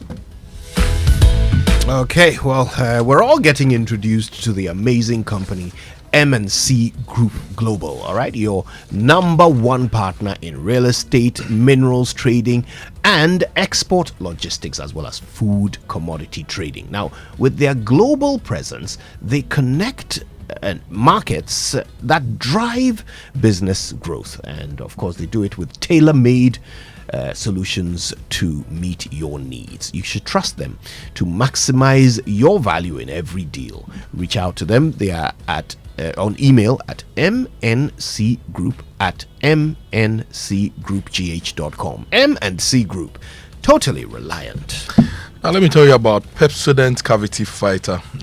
It helps you to protect your teeth, and it helps to give your teeth the 10 times strength if you use it regularly. Every morning, every evening, you brush in the morning when you wake up, you brush at night before you sleep. Now, it's fortified with the right ingredients, and it helps to seal tiny and invisible holes in your teeth. It prevents cavities, keeps your teeth strong and mouth healthy. Now, the Cavity Fighter comes in 170-gram big family packs, the 120-gram Ejaka pack, 65-gram and 12-gram sachets, and you can always get what you can afford at any time, in any shop near you. You can get Pepsodent at any shop near you. Now, this is the good news. It's recommended by the Ghana Dental Association, and they are giving you the opportunity to talk to a dentist for free. So call toll free on 0800 161 000 to talk to a dentist for free. And if you want to talk to Pepsodent's customer care center, you can also do that on toll free number 0800 2030. Pepsodent, every smile matters. So renewing your motor insurance policy with SG Ghana is not just about getting reliable cover for you and your vehicle. There are amazing extra benefits that will blow your mind. So from now till the 30th of May, that's next week Friday, buy or renew your comprehensive motor insurance policy with SG Ghana Sound Drive and win big in the SG Insure and Win promo. You stand the chance of winning a 2-night all-expense-paid stay for 2 at the luxurious Safari Valley Resort. You could also win 4 brand new tires or free car servicing for a whole year. There's more. Get up to 1,000 free fuel instantly for just renewing or buying your comprehensive motor insurance policy from SG Ghana. Call 0302 214 314 for more information or walk into the nearest SG Ghana branch to buy or renew a motor insurance policy today. This promo is regulated by NLA on the Caritas Lottery platform. SG Ghana Sound Drive is underwritten by Salam Alliance General. Terms and conditions apply. Societe Generale Ghana. The future is you. All right, fellow Ghanaians, this is your daily reminder that if your tank doesn't have a tortoise on it, it's not the correct tank. Yeah, that's right. The tortoise tank, Syntex tank, is the champion of water tanks. It is strong and durable, and it's built to handle our Ghanaian weather. Rain or shine, Syntex tank has your back. So listen, go outside, check your tank. If it doesn't have the tortoise on it, it is time to upgrade. Join the Syntex tank family today and enjoy water storage that is tough like the tortoise. Call 0244 335 168 to buy one, or just find one of their 400 agents across the country. You can also shop online at syntexgh.com. Syntex tank, are you strong, are you tough? So Kojo and Winston, are you guys suggesting that if I become, say, a CEO for a state agency, yes, after all the good work I've done over 20 years in media, great technology, yes, and people knowing that I like the starlet, somebody buys a brand new starlet and dashes it to me, it's against the code of conduct? Exactly. Because public office is sacrifice, it's not reward. No, but this is something I'm getting for previous work. Then it should be given to you in your private capacity, not as your. And while you are in public office, your private capacity is very diminished. Charlie, those who want to buy me the starlet, bring it before bring I get it an now appointment. before the appointment. Yes. And Toyota is actually offering you free diagnostics, discounted maintenance, and 20% off Toyota spare parts exclusively for all Toyota Starlet owners. Visit any of their branches in Accra, Graphic Road, Legon, or the motorway, and in Tema, Kumasi, Takoradi, and Takwa, and enjoy unbeatable value for money while exploring exciting trading offers too. Rush now for a new Toyota Starlet from any Toyota Ghana Company Limited showroom. Enjoy 1 year or 20,000 kilometers, whichever comes first. Free service with an extended warranty of 5 years or 120,000 kilometers, whichever comes first. Own your stardom with the new Toyota Starlet and make your automobile dream a reality today. Terms and conditions apply. Ghana drives Toyota Starlet. So Kojo and Winston. So if on a Sunday that I don't work as a public servant, I go to my farm and somebody drives a Starlet and says, Kojo J. You are still a public servant. You are still a public servant. Look, you pull away the M5. But you can actually. What if it's a holiday? Still a public servant. You can actually grab the chance to win big. I'm sure this one day will pardon you. Win big in the Access Bank Fakitwa Beji Kesia promo. Simply deposit a minimum of 250 Ghana cedis into your new or existing Access Bank account, that's savings or current. To join the promo, increase it to 500 Ghana cedis or more and qualify for a draw for a young customer solo account. Spend 500 Ghana cedis or more with any Access Visa card and qualify for a reward. The more you deposit, the higher your chances of winning. So don't sit back. Deposit now and stand a chance to win a share of over 500,000 in cash and other amazing rewards like PS5, iPhone 16, Chromebook, and much more in our 4 monthly mini draws and 2 mega draws. This promo runs from now till September 2025 and in partnership with NLA on the Caritas Lottery platform. Terms and conditions apply. Join the Fakitwa Beji Kesia train. Save now for the future and win big. For more information, visit our website ghana.accessbankplc.com or call toll free 0800 00 4400. Access Bank, more than banking. I heard Kojo yesterday saying that if you are poor, then you say deposit, and if you want to tap into riches, you say deposit. Yes. Amen. All right. Well, listen, KingdomStoreOnline.com is where you want to go and check out the best quality office essentials, equipment, furniture, and stationery, all from Kingdom Books. You can pay by Momo across all networks for whatever you buy, and they will deliver to your home or your office in very good time. You get free delivery if that home or office happens to be in Accra or Tema, and of course, terms and conditions do apply. At Kingdom, quality and affordability are their hallmarks. All right, keep your messages coming through. We've got sports coming up. We've got birthdays coming up. It's a Wednesday, so we certainly want to share your views on our important topics. So the first question I want you to answer for us using the hashtag JoySMS. Do you actually think that the cedi will remain stable, or do you think it is going to go back up to 15 as is being predicted by some? All right, tell us that. Tell us your view on that. Will it remain stable, or will it go back up? And we are also talking about corruption. On Corruption Watch, we are dealing with the code of conduct. 20,000 cedis is the limit of the value of a gift an appointee can receive. Is that okay, or is it too high? Tell us what you think. Use the hashtag JoySMS or send it through to us on 055 1111 997. Send voice notes if you like. Just make them nice and short and we'll play them out. Super Morning Show continues. Stay with us.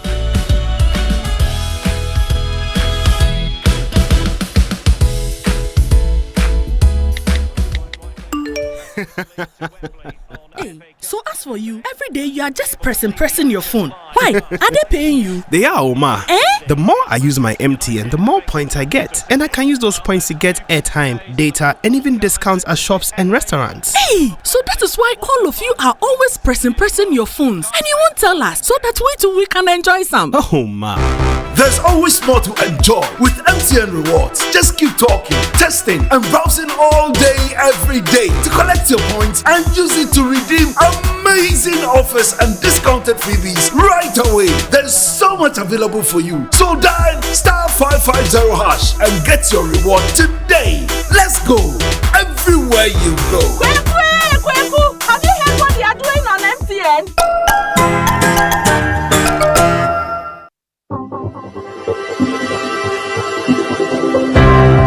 Ever wondered what else your Standard Chartered Visa card can do? It is not just for taking money from ATMs. Your Standard Chartered Visa card is the enjoyment card. Use it to shop at malls and supermarkets and for all your online transactions. Book and pay for that overdue vacation online and win fantastic rewards like airtime, Melcom gift vouchers, and a weekend stay at a plush hotel and many more. It is the enjoyment card. So next time you're about to make any payment, let your Standard Chartered Visa card lead the way, not cash. It is your gateway to secure, convenient, and rewarding payments. Visit the 360 Rewards website for more information. Standard Chartered, here for good. FPAC is effective for headaches and relieves the symptoms of flu, colds, and catarrh. FPAC blows away the pain associated with sore throats. During and after a hard day's work, FPAC relieves you of body pains. After the day's sports workout, FPAC helps the body to control the aching muscles. FPAC is effective against feverishness. FPAC reduces body temperature associated with malaria and other fevers. FPAC is effective against rheumatic pains. You can find FPAC in all pharmacy and chemical select shops throughout the country. FPAC is not recommended for children less than 16 years of age, ulcer and asthmatic patients, pregnant and lactating mothers. If symptoms persist for more than 2 days, consult your doctor. FPAC blows your pain away. FPAC Junior follows in the tradition of FPAC tablets, a trusted friend to relieve your child of pain associated with teething, catarrh, cold and fever. The good that FPAC does for you, FPAC Junior does for your child. FPAC Junior is for children between 6 months and 12 years. FPAC Junior blows your child's pain away.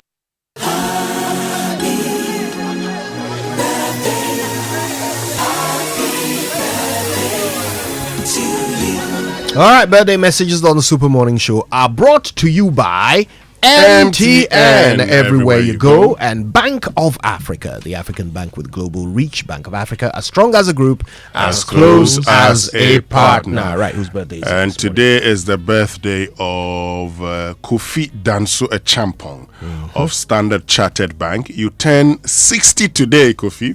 Which means retirement day. But a happy birthday to you, Kofi Danso Echampong of Standard Chartered Bank.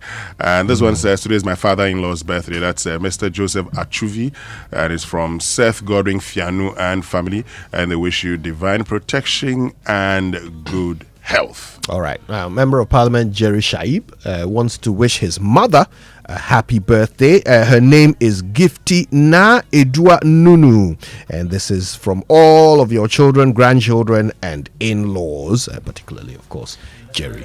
Let me say good morning to Ivy Heward Mills. Over the weekend, she won 2 big awards. One was the Executive of the Year Public Relations and Most Outstanding Personality Woman in Leadership at the Ghana Executive Awards.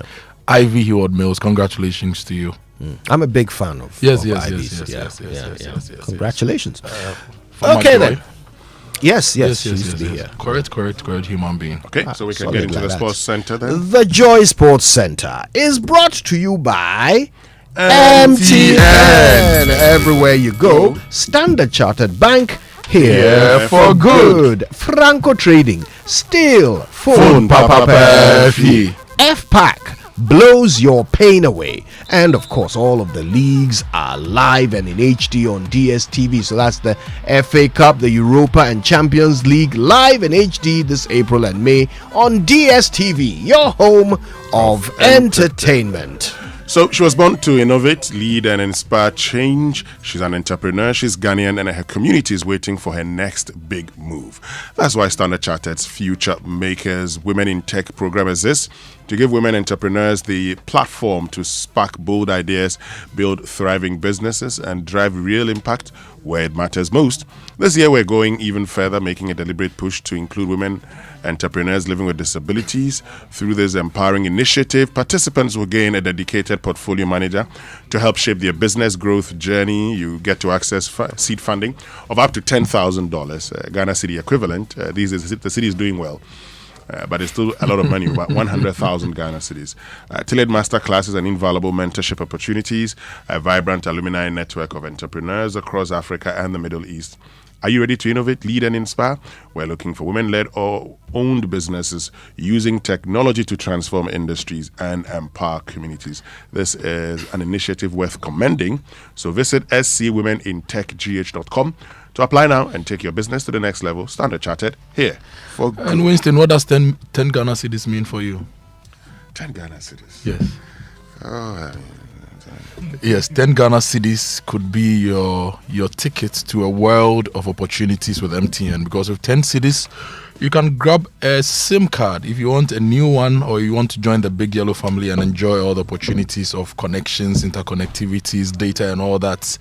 Just head down to any MTN service center, Connect Store, your nearest authorized community shop, and take advantage of this fantastic offer. You purchase your new SIM card for only 10 cedis, get connected, and all you need to do is to carry your valid Ghana card along, and it's that simple. So don't buy your SIM anywhere else for more than 10 Ghana cedis. So what are you waiting for?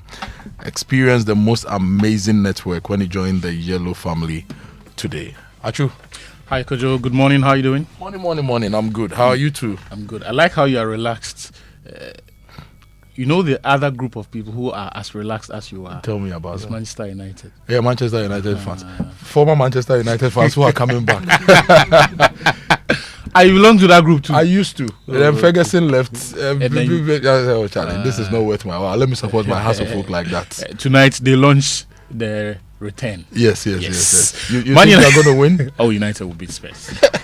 United. It's Spurs. Manchester United. It's Spurs. It's Arsenal. Oh, 29. Oh, hey, Morgan, respect yourself. Okay. The last time Arsenal saw silverware was 6 years ago. Okay. United don't play like that. Okay. In fact, if United don't win this, it will be the first time in years United have ended the season without a trophy. If United without wins, a major trophy. I'll bring you a pack or something. They will. Yes, for your prophecy. They will. Yes. Welcome to the Joy Sports Center. Coming up. Trumpson advancing.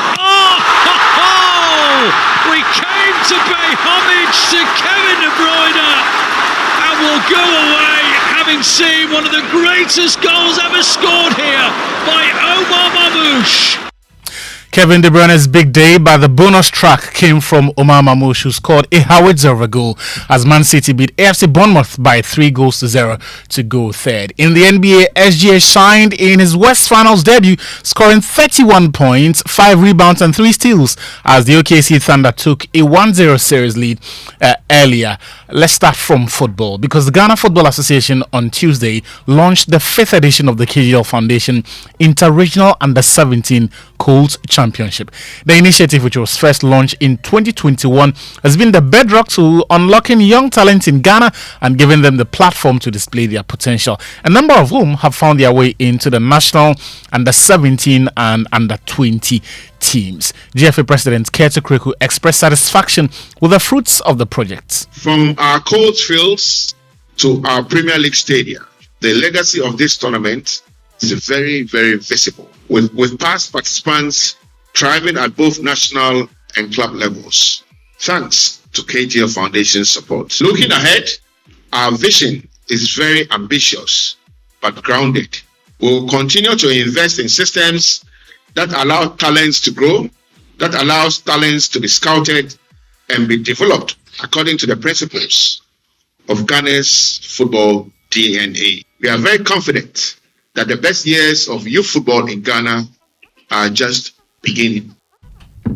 Well, last year the tournament moved to the Ghanaman Soccer Center of Excellence at Pram, where Western Region beat the Eastern Region by 2-1 in the final to claim the coveted trophy. The 10 regional football associations will select the best under-17 players from their Colts competitions to represent their regions. Now, let's talk athletics, because this year's National Athletics Championships will include competitions for both senior and junior athletes. But before that, the governing body for athletics in the country, Ghana Athletics, will expose its junior athletes to continental events. Baf Hussein is president of Ghana Athletics. We want to give the juniors more competition for African Junior Championship in July in Cape Coast, in Nigeria. So these are their final trials. So after this one, we will select a junior team to represent Ghana at the African Junior Championship in Abeokuta, Nigeria. Right from here, Nigeria, we will do African Junior Championship in Nigeria, and we'll come back to do West African Junior Championship in Accra. We're supposed to do it before the African Junior Championship, but because of time factor, we could not get enough fund for the West African Juniors. So we'll do the African Juniors, we'll come back to Ghana and do the West African Juniors, then we'll do our national championship in August. Well, away from that, Ghana has officially inaugurated the first ever Para Swimming Association, marking a historic leap towards inclusivity in sports. The newly formed body will operate under the National Paralympic Committee and is expected to create opportunities for swimmers with disabilities across the country. Aisha Farida Idris has been named as the association's first president and tasked with leading the charge to develop para swimming nationwide. We have elite athletes, and we are still trying to also identify certain talent, introduce them to the sports as well, especially those living around the coastal communities. But currently we have elite athletes who also compete at most of the Ghana Swimming Association programs. So when you look at the members that we've been able to assemble, you see that they are very resourceful people who are way in the corporate Ghana. We have the marketing manager of Trillium here as the Secretary General. We have the former presiding member for Tema West. We have someone also from the Ministry of Foreign Affairs. So we have a lot of people in here, CEOs also here. So you can tell that we have resourceful people that when we join our heads together, we'll make a headway. Right. For us here at Joy Sports, yesterday was also a moment of pride because the Deputy Director of Communications and Media and Administrative Officer happens to be our own Haruna Mubarak. His job will essentially be to support the association's public relations engagement strategies and oversee administrative communications to promote para swimming nationwide. Congratulations to you once again, Haruna Mubarak, on this new role. Let's talk club football. Dreams FC, they will decide whether or not to promote Winfred Dorman to the head coach position at the club at season's end following the exit of Abdul Karim Zito. Zito left the role for Kotoko last month, and Dorman, who he mentored, has since been in charge. The coach says he's only focused on his current task and will accept whatever choice the club makes. That decision is the decision of the management. So for me, I'm doing a job. Yes, my father was working here. He moved on to Kotoko to continue his career. We wish him all the best. I have to manage the remaining games and make sure that I keep preparing the team. That decision is up to management to make that decision. It is not good for them to make that decision. But are you up for it? We keep working. That's what I'm saying. We have the remaining games. We have the Chelsea to play. Very tough Protocol. We have Accra Lions, who are also partnering relegation. We also have Lagos City to play. So we need to look forward to manage those games. That decision is in the bosom of the management. That was Winfred Dorman speaking there. Now, a family of Italian burglars who stole luxury goods worth more than £1.2 million from homes, including that of Newcastle United striker Alexander Isak, have been jailed. The brothers, Valentino and Giacomo Nicolov, their sister, Jela Jovanovic, and her son, Charlie Jovanovic, all traveled to the region to raid 3 houses in April last year, according to the Newcastle Crown Court.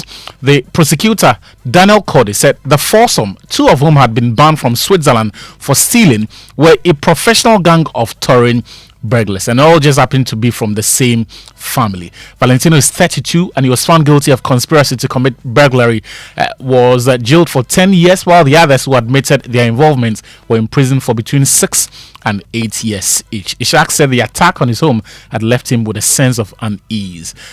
The family first arrived in the UK on a ferry from Calais in the early hours of March 27, according to the court, with the family traveling in a black Citroen C3 and a Ford camper van to carry out the crime. So that matter that was first reported last year has now seen finality. The wheels of justice, they say, grind slowly. But yesterday, it was all about Kevin De Bruyne, who signed off from his last home game for Man City on a high as they beat AFC Bournemouth to close in on a place in the Champions League next season. And both sides finished with 10 men. Belgian international De Bruyne has scored 108 goals in 421 matches for Man City since joining from German club Wolfsburg in 2015. In his 10-year stay, he became City's most successful player, winning 6 Premier League titles, 2 FA Cups, 5 League Cups, the Champions League, the Super Cup, and the Club World Cup. City manager Pep Guardiola was proud the club gave him a fitting sending off. But the important is emotion for him, his family, and our fans. So I think the vibe that we got and everybody saw that how much they are connected, the people from Man City with him, his family, and how much love. That just is nice, everything we achieve. But when you live in a place like we have been a decade with this incredible much of love and respect and gratitude, there is nothing else better than that. So I'm part of that. Of course, the club will take the decision. I'm part of that, and it's a sad day, so we'll be missed. So there is no doubt about that. And well, in the NBA, Shai Gilgeous-Alexander led the OKC Thunder's fight back from a rusty start to beat the Minnesota Timberwolves and win the first game of their NBA Western Conference Final Series, with Julius Randle pouring in 20 first-half points. Minnesota won cause for an upset against the top seeds after taking a 48-44 lead in halftime. But the Thunder rallied in the final 2 quarters, with Gilgeous-Alexander scoring 20 of his 31 points to help his side to a 114-88 victory. Well, after the match, he singled out Chet Holmgren for praise. When he's his best version of himself, we're the best version of ourselves as a unit. It's no surprise. He affects the game at such a high level. Like from the moment he was on this basketball team, our win column went up, and it's no surprise. Like he affects the game every night, every possession at an extremely high level. I think it's gone under the radar a little bit how hard it is to like be a guy and then sit out for a couple months and have to integrate yourself into a team has the best record in the NBA and not step on nobody's toes, but also still be yourself. That's a super hard position to be in, and the way he's handled that has been special. Well, tonight we will see the 6th All-English final in a major European Cup final when Tottenham Hotspur host Manchester United or take on Man United in Bilbao. Spurs boss is Ange Postecoglou. Already this season, you know that those kind of things aren't important. I mean, if we had have lost all 3 games, your question probably would be, do you feel the pressure because you can't beat them? So What I do know is, and I've been in a situation a few times in my careers in the big games, even your form going into it, even if you've got terrible form, and there's been plenty of competitions where you go into it doesn't matter. What matters is how the players cope with the occasion tomorrow, how they cope with understanding the importance of the game. From both clubs, you just don't know how players will react to such a big occasion. And, my role in that is to try and prepare the players in the best possible way, and also to prepare the players for Manchester United to be at their best. That's what you have to prepare for. Well, Man United will be led by Captain Bruno Fernandes, who says whatever happens tonight, even if they win the trophy, it will not colour the horrible season they've had. Players, we just think of what we have ahead of us, and what we have ahead of us is a chance to get our hands on a trophy. It won't change the past. It won't affect what the past has done to us on tomorrow neither. But what can affect is the future, probably, yes. Obviously, winning a competition gives you more, gives a lot of things. In this case, you get a place in the Champions League. It gets a lot of revenue for the club. It gets obviously more players wanting to come to the club. What I think that at this club, it doesn't change much in that aspect, because I think every player wants to play for Man United, and it's a thing that will never change, because the name of this club, it speaks for himself. Bruno Fernandes is Manchester United captain, speaking ahead of tonight's final in Bilbao. Congratulations to Manchester United ahead of that one. That's how confident I am. We'll be here tomorrow. I want us to win. So thank you very much, and see you tomorrow, Victor Achu Tamaklo. Let's get interactive this morning here on the Super Morning Show on Joy 99.7 FM. Social media messages brought to us by EcoBank, a better way, a better Africa. Number 10, liver salt, a refreshing relief. Join us on X, use the hashtag JoySMS, and then on WhatsApp 055-111-11997. You may want to talk about the Ghana cedi. You think that it's due to no policy intervention by the government, or you agree with the president that they've been doing a lot? Share your thoughts with us. Get on to X, use the hashtag JoySMS, and then on WhatsApp 055-111-11997. But everyday people face different emergencies: police emergency, fire emergency, medical emergency, you name them. But many Ghanaians don't know the emergency numbers. Well, here's one you'd always want to remember. That's *770#. Yes, *770# is the EcoBank Money Emergency number, and it gives you instant access to loans, fund transfers, utility bill payments, airtime, and data purchases, and so much more. Now, you don't need internet for this. Just dial *770#. No need to panic in any money emergency, because EcoBank will always come to your rescue. Dial *770# now for solutions to your money emergencies. EcoBank, the Pan-African Bank. Stay with us. We'll be right back. EcoBank Mobile, they make me say, oh yeah. EcoBank Mobile, they make me crazy. Download it and use it. It gon' make your life so easy, yeah. Oh yeah. Download it, you go enjoy it. In my branding check, in my branding check. Come make a download them for you, cause you can pay bills, you can buy credit, you can pay school fees, even chest tights with the Apple. EcoBank Apple.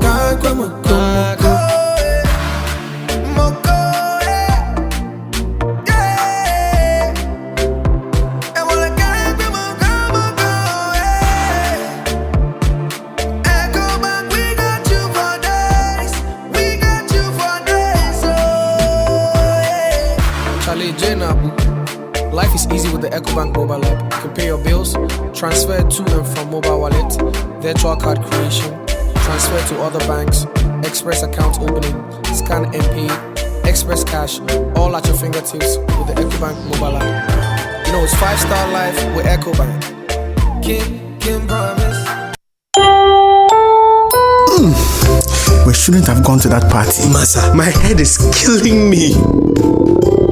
Is that your stomach? Yes. What did you eat? I don't know. Get rid of your gastric problems with number 10 liver salt. Number 10 gives you quick, effective relief from nausea, indigestion, heartburns, hangovers, and hyperacidity. And with different fruity flavors such as orange and lemon, it's a pretty tasty way to end an uncomfortable situation. Number 10 liver salt from Ernest Chemist, because everyone needs a chemist. This advert has been vetted and approved by FDA.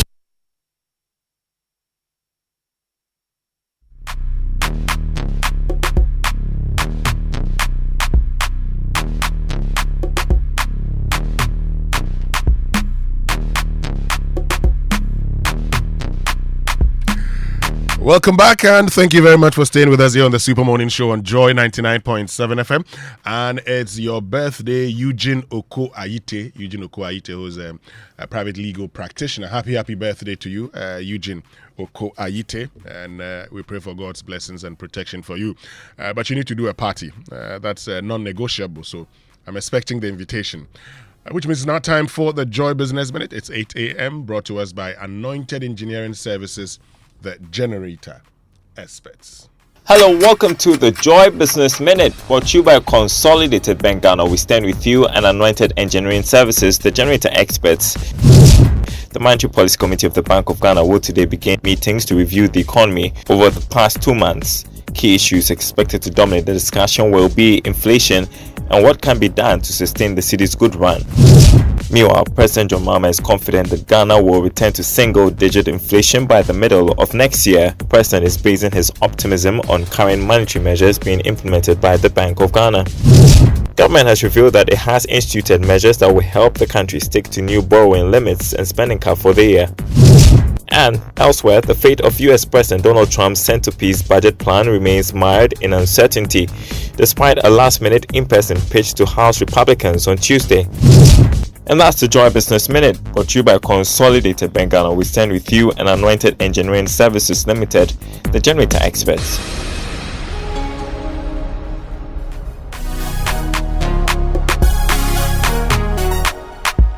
And Anointed Engineering Services Limited is into the sale of ultra-silent, fuel-efficient diesel generating sets with sizes ranging from 5 kVA to 3,000 kVA at competitive prices.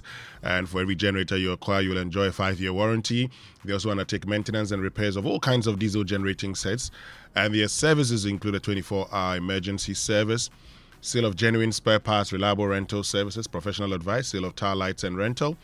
Locate their latest branch at Pukwasi White House opposite Eco Block, and their head office at number 77 Anointed House on the main Odoko Malam Highway near the Odoko traffic lights. Now they have 21 branches nationwide. They're into skills training. They have a training school that trains students in generators and plants, auto mechanics, electricals and controls, and solar installations. They offer 80% hands-on training and 20% theory. Contact them on 0243480334 or 0540109493. Anointed, the generator experts. And it's time for big stories. Big stories here on the Super Morning Show, brought to us by Telecel Connecting Energies and Yomi Yogurt, a nourishing choice. And you know, you can't send over 20,000 cedis to a public appointee. And if you are sending 10K to me, you can send it keke on Telecel Cash or to anyone. Telecel is giving you a secure and convenient cash platform, and they are still offering you the lowest charges ever. Even better, sending money from Telecel Cash to Telecel Cash is still free on the Telecel Play app. If you've not tried it before, just join Telecel and send Winston or I some, and see whether it's still free or not. Yes, so whether you are paying school fees or you are sending cash to your favorite people, send the keke. And remember that you can make payment to all other networks anywhere cash transfer is accepted as a means of payment. Dial *110# or download the Telecel Play app today. Now send the keke. I like that. Send the keke. Yes. Happy birthday to Samira Abdullah of ADB head office. It's from your husband Razak at the Bank of Ghana. Good morning to my friend Ankulechu, who supports Arsenal but says today he's praying for a United win. I'm also praying for the win. Maybe that will bring me back to my active support of Manchester United. Anyway. Yeah. This one says, please extend my warmest wishes to Dr. Dominic Kwesi-Edua, who's former executive director of GNPC Foundation, on his birthday. May all his heart desires be fulfilled and may he have a glorious celebration. Warm regards from Emmanuel Ohenejan in Manchester. Winston, there's a mother who is calling for help, and let me use this opportunity to highlight the mother's plight. She says that I want to draw your attention to the first-year scholarship policy by the president. Some of the courses our kids are offering are not in the portal. For instance, my son is studying information systems and technology at the University of Mines and Technology, and his course is not in the portal, so he can't register for the scholarship. We have called the secretariat twice. The first time, the person said we should give him our course to upload. We called after a week, and the person we spoke to said we should talk to the university to upload the course. But we don't have a contact to the university top management to contact the online team to do that. The contact on their website is also not being answered. The students are also not helping. Maybe their parents have the money. I asked my son to ask his mates if they have registered. Majority have not registered. Those who have chose different courses in their faculty other than the information systems and technology. One of the agents at the secretariat when we called said we should choose what's in our admission letter. Kojo and Winston, I don't know what to do. This is help coming to parents, and we don't know how to even access the help. What must we do? This goes to the is this scholarship secretariat or and also the university itself. If they've not uploaded the course, I think the students' loan, right? Yes, students' loan trust fund and the universities. Yes. So the university's external relations manager, university relations management, should be, dealing with this situation. We need to reach out to them. Yes. It's very important. So we will do that. We have to do that. She sent the message at 3 a.m. Which means it's an important. Yes. Very important to her, and we have to do that. But Kojo, you talked about Ivy Heward Mills this morning. Yes. So Abu Issa Moni also won Best CSR Executive of the Year 2025 at the Ghana Executive Awards. Congratulations. Yes. And I want to wish Dr. Pamela Nuchukwu of Ministry of Local Government a happy birthday. She's a real one, and we love her. This is from Gifty Malwe Nate saying happy birthday to Dr. Pamela. And we have a lot of your messages. Let's read them. You can also send your message to 055-1111-997. But before that, happy birthday to Mr. Frankie Du. Happy birthday of Cal Bank. Yes. Today's his birthday. Oh, nice. Frankie Du, formerly of Cal Bank. Yes. Once a soldier, always a soldier. Why are you saying formerly of Cal Bank? These days he's been playing golf. Yes. And when we get money, you also play golf. Yes. So, Frankie Du. Yes. Happy birthday to you. Yeah. Please, we want to join you at the golf club. We want to play golf too. Yes. So this is when we get money, we play the golf. As a fan of infrastructure and sustainable infrastructure, let me say congrats to Cal Bank on that, their head office building. It blows my mind anytime I see it. The amount of water they store from rainwater, which doesn't end up flooding our cities, the energy they are generating. And I can see a lot of the businesses actually doing same. MTN has also installed solar panels. Fidelity Bank has installed a lot of panels. They are doing same. It's nice. It's nice. And yesterday when we were talking about the Dumso or not, somebody asked why the government cannot remove all taxes and levies and duties on renewable energy, like solar panels and batteries.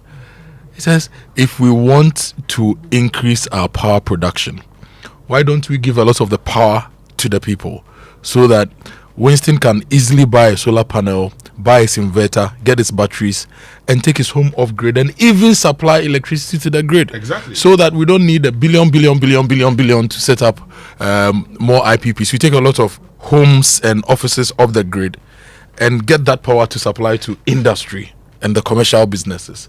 It's something we should do that.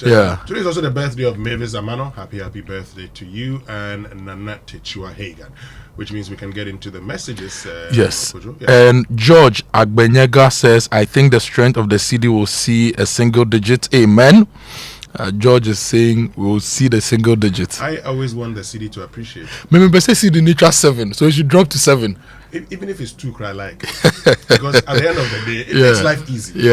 So Daniel Yabua says the cedi will be stronger and will be 8.5 by end of the year. Kwekulek says demand is what can influence it, and if there is scarcity, it will increase drastically. Sharif Abubakar says this is normally the time that the cedi depreciates because of the importation of fertilizer and other agri inputs and the Hajj pilgrimage and all those things. This year, even though all those things are happening, the cedi is rather appreciating.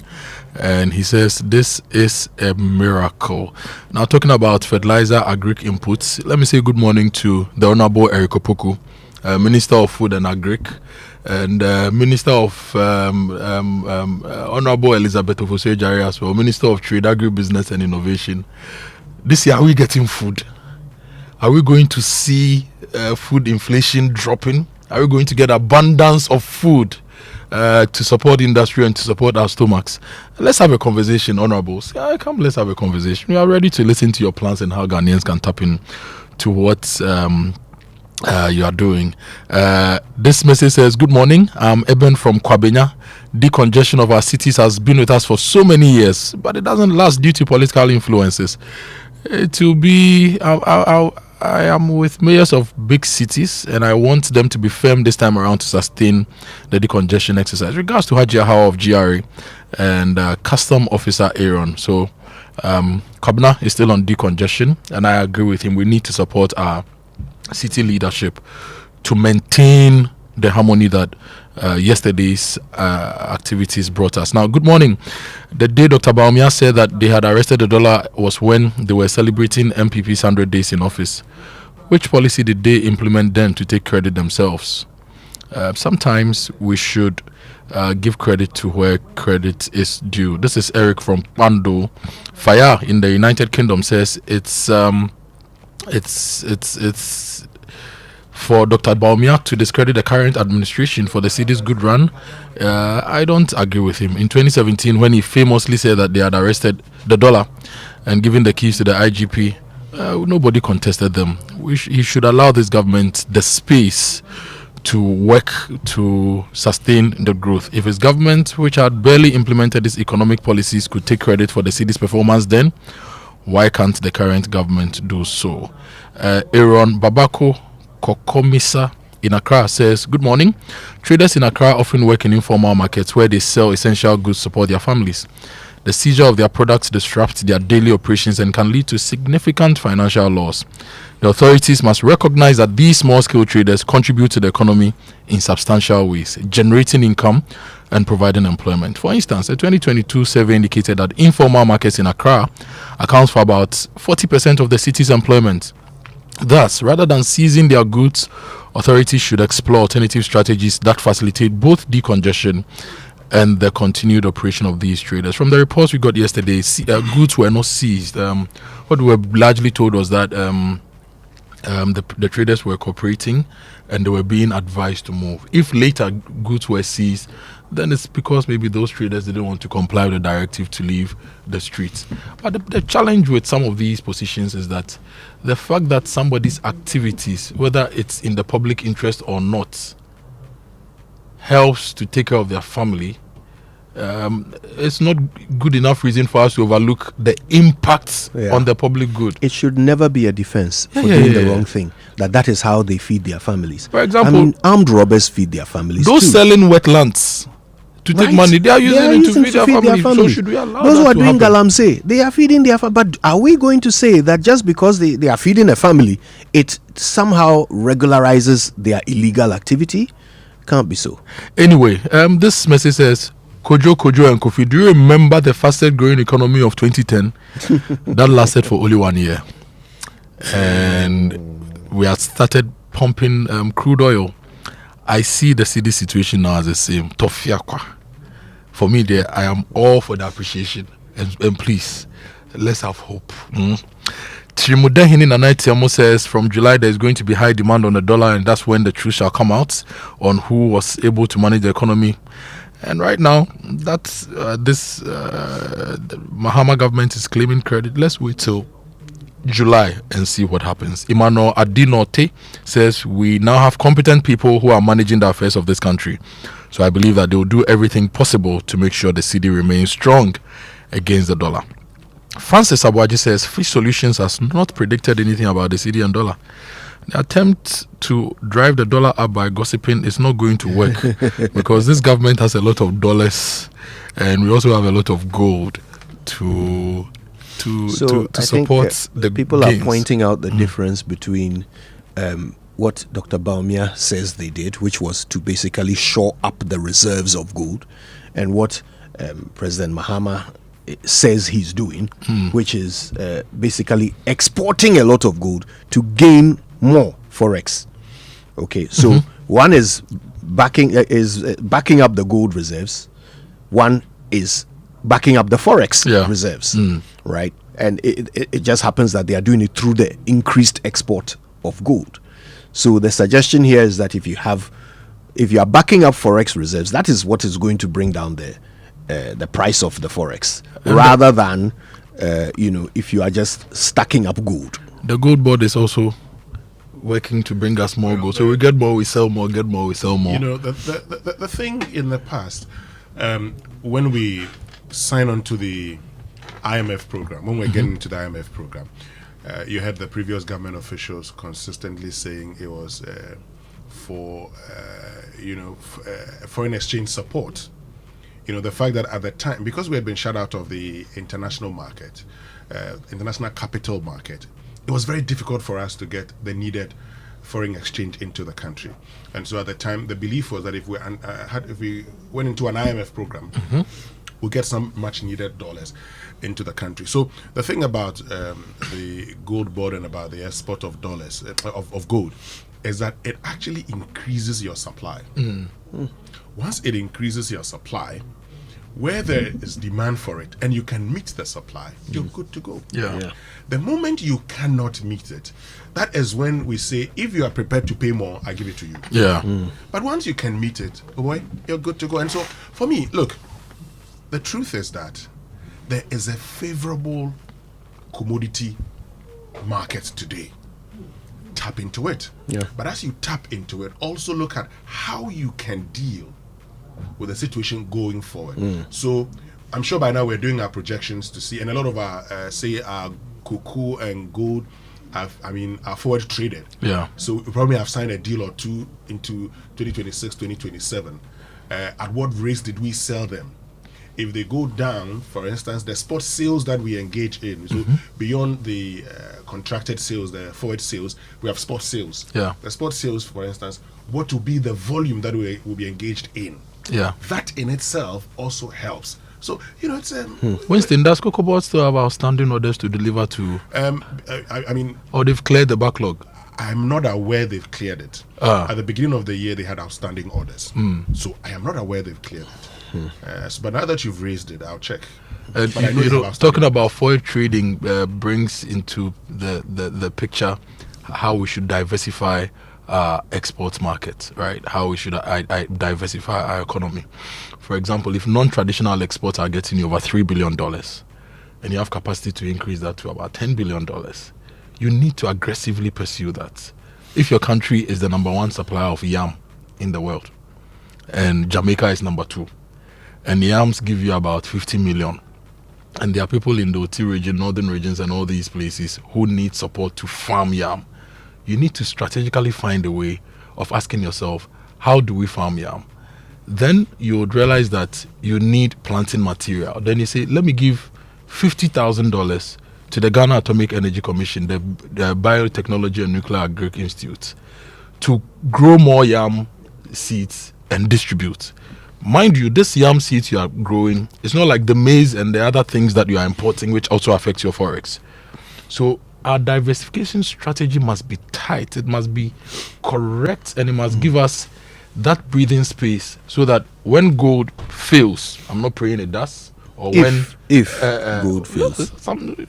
So if gold fails, if cocoa fails us, other things will keep us going. Yeah. And so we'll get the right there's some returns. stability behind the dollar. Sammy JMP posted this. He says, what is more important?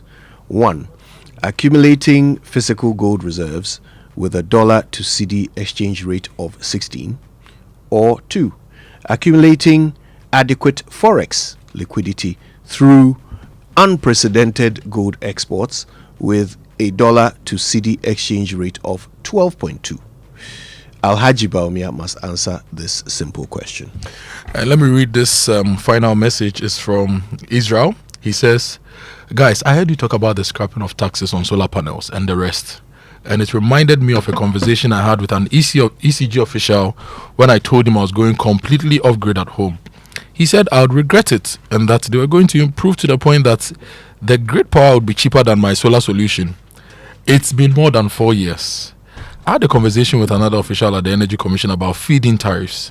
That's what people with solar get when their electricity is supplied to the grid. And I got the understanding that ECG has resisted that because they don't want people off the grid. Why? Because the people who would have the means to go off grid are the well-to-do ECG customers who pay their bills. In essence, if they encouraged such people to go off grid, they would be losing their most valuable customers. So this is our state utility company. It's just lazy. Me, I went off grid for 5 years. It was sweet. My batteries ran out, and I came back on the grid because the dollar rate was killing me. I couldn't buy more batteries. When we return after these messages, Corruption Watch here on the Super Morning Show. Telecel Cash has the lowest transfer charges ever in Ghana. Send Keke with Telecel Cash. You for sort out your old boy, send Keke. Your girl they bill you, send Keke. Merchant payment, send Keke to all networks. T-Cash agents in Swaji baby. You won't buy some 1212. Send Keke. And even better, T-Cash to T-Cash transfers are still free on the Telecel Play app. Telecel Cash is a secure and convenient platform for cash transfers across all networks and anywhere mobile money transactions are made. Dial *110# to send money at the lowest charges ever, or download the Telecel Play app to send cash to T-Cash wallets for free. Telecel Cash. Send the keke.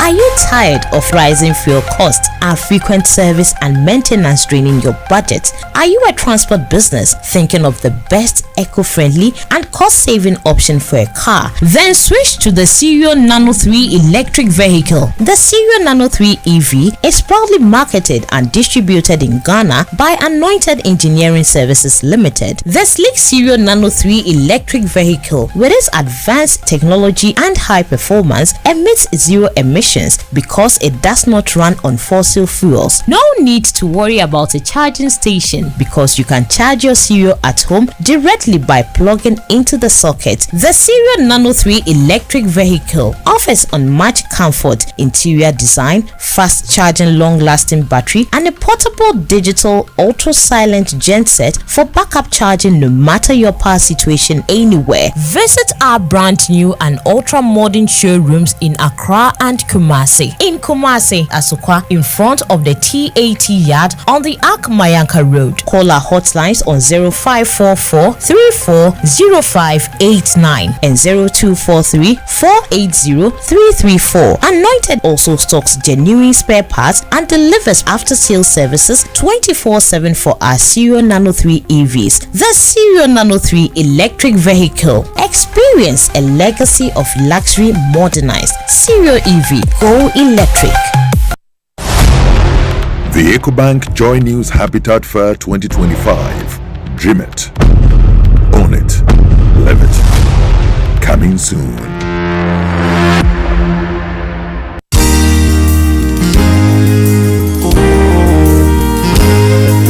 Go for some joy in the morning on the Super Morning Show. Welcome to the Joy Super Morning Show.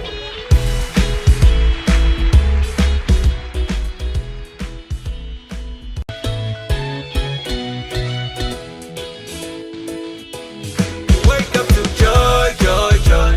Sunshine and joy in the morning time. Yeah. Wake up to the Super Morning Show. Yeah. Wake up to joy, joy in the morning. Yeah. If you're turning on your radio, go for some joy in the morning on the Super Morning Show. Welcome to the Joy Super Morning Show.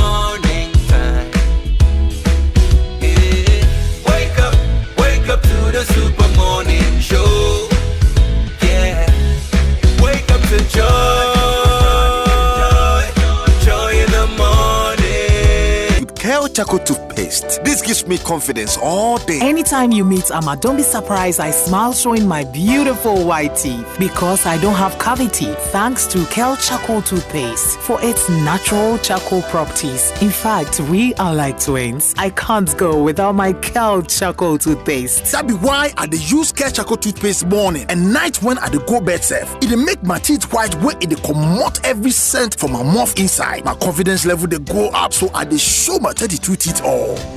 Introducing the Kel Charcoal toothpaste, formulated with activated bamboo charcoal powder, ensures whiter teeth and removes bad breath. The strong natural property of the activated bamboo charcoal removes bacteria, absorbs surface stains on our teeth caused by coffee, wines, and tobacco. Welcome, Kel Charcoal toothpaste. Kel Charcoal toothpaste, Sankofa Yenchi. Kel, happy smile. This advert is FDA approved. For over 20 years, Ashesi University graduates have been pioneering change across the continent and beyond. With our new graduate programs in Master of Business Administration, Intelligent Computing Systems, and Mechatronic Engineering, you can advance your career or your enterprise. An Ashesi education gives you more than just a degree. It equips you with skills for a lifetime. Visit www.ashesi.edu.gh to explore our programs designed for Africa's future leaders. Remember, applications are ongoing. Say donut, donut, donut, donut. Hey, donut, donut, donut, donut. Donut, donut. Then come cotton, donut, donut, donut. Malaria, super donut. Everybody follow not sa malaria. A 3D donut now, won't malaria chill. Popo, what do you do? I want you. Num donut. A dabako. Num donut. A damienu. Num donut. A damiensa. Num donut. No. Donut scatter malaria. Donut ide scatter malaria. A quality product from Blaze GVS Pharma. Yenshishemu hu se malaria wa wumujam ansana wanum Lonat. Na nam yensearch na malaria no daso wo hwa ko hu dokota. This advert is FDA approved. For 11 years, we've taken you beyond borders. For 11 years, we've delivered memorable travel experiences. Now, it's time to see more and feel more with Adansi Travels at 12. 12 times the fun, 12 times the excitement. This August, explore the best of Europe, the UK, Dubai, Turkey, Singapore, Malaysia, Johannesburg, and beyond. With a team dedicated to your travel dreams, every journey is carefully crafted to leave you with unforgettable memories. Your journey with Adansi Travels is more than a trip. It's your chance to see more, feel more, and discover the world in a whole new way. Don't just stamp your passport, stamp it with incredible experiences. Call 0595 500 817 or 0531 008 550 or visit AdansiTravels.com to book your spot. Adansi at 12. See more, feel more. Are you 16 to 27 years old? Employers aren't just after degrees anymore. Stay relevant. Apply to DTI, Ghana's top TVET institution.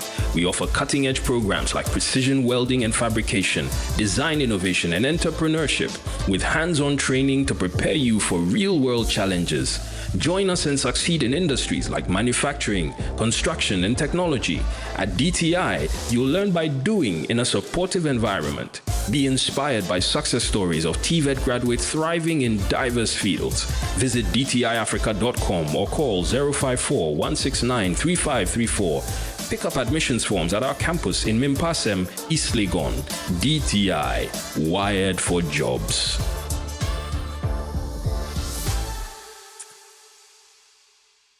Kids, no running. They grow up so fast. Come here, guys. Who wants to watch their favorite show on GoTV? Your family's favorite moments are made better with GoTV's shows. We've got loads of local, international, and kids channels, and all the football you need from the comfort of your home. You can also watch your favorite shows wherever you are with GoTV Stream. Stick with GoTV and let's go together. GoTV. Love it. Our money, when I'm money, our money, when I'm money, our money, when I'm Coffee in your If you're turning on your radio, go for some joy in the morning on the Super Morning Show. Welcome to the Joy Super Morning Show.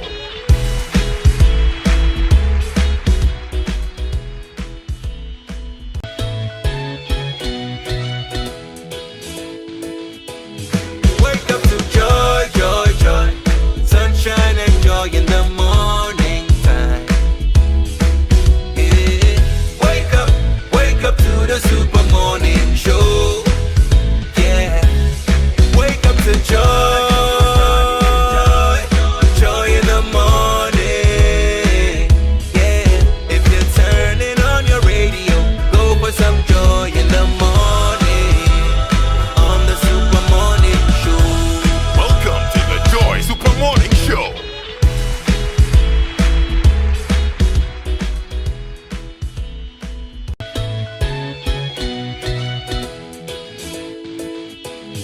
Wake up to joy, joy, joy. Sunshine and joy in the morning time. Yeah. Wake up to the Super Morning Show. Yeah. Wake up to joy, joy in the morning. Yeah. If you're turning on your radio, go for some joy in the morning on the Super Morning Show. Welcome to the Joy Super Morning Show.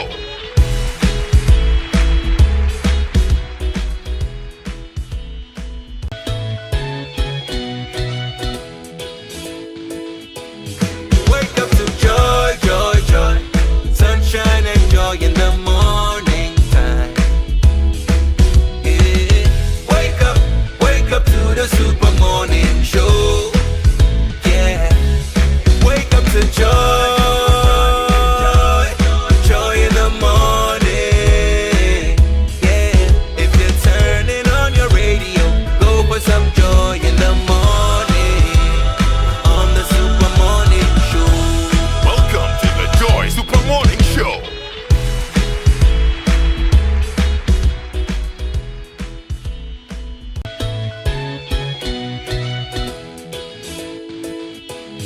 Wake up to joy, joy, joy. Sunshine and joy in the morning time. Yeah. Wake up to the Super Morning Show. Yeah. Wake up to joy, joy in the morning. Yeah. If you're turning on your radio, go for some joy in the morning on the Super Morning Show. Welcome to the Joy Super Morning Show.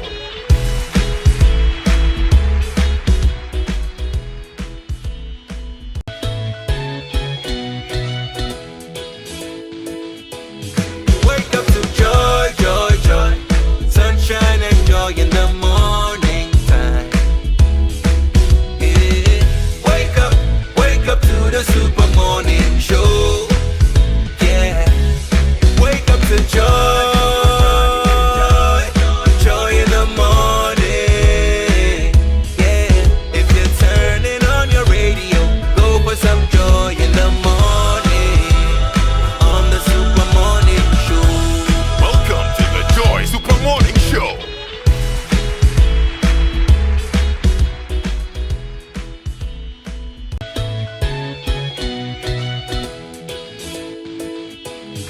Wake up to joy, joy, joy. Sunshine. Appointees and officials of the Ghanaian public sector has been, well, a long time a desire for many Ghanaians. And now President John Mahama has responded by, launching the Code of Conduct for quote-unquote ministers. All right. Now, one thing that this document has caught the attention of Ghanaians with is the issue of gifts. Gifts. By the way, we are also wondering, what does the Code of Conduct for ministers, also mean for the Conduct of Public Officers Bill, also known as the COPO Bill? You remember that one? Yes. So what does this mean for that, I wonder?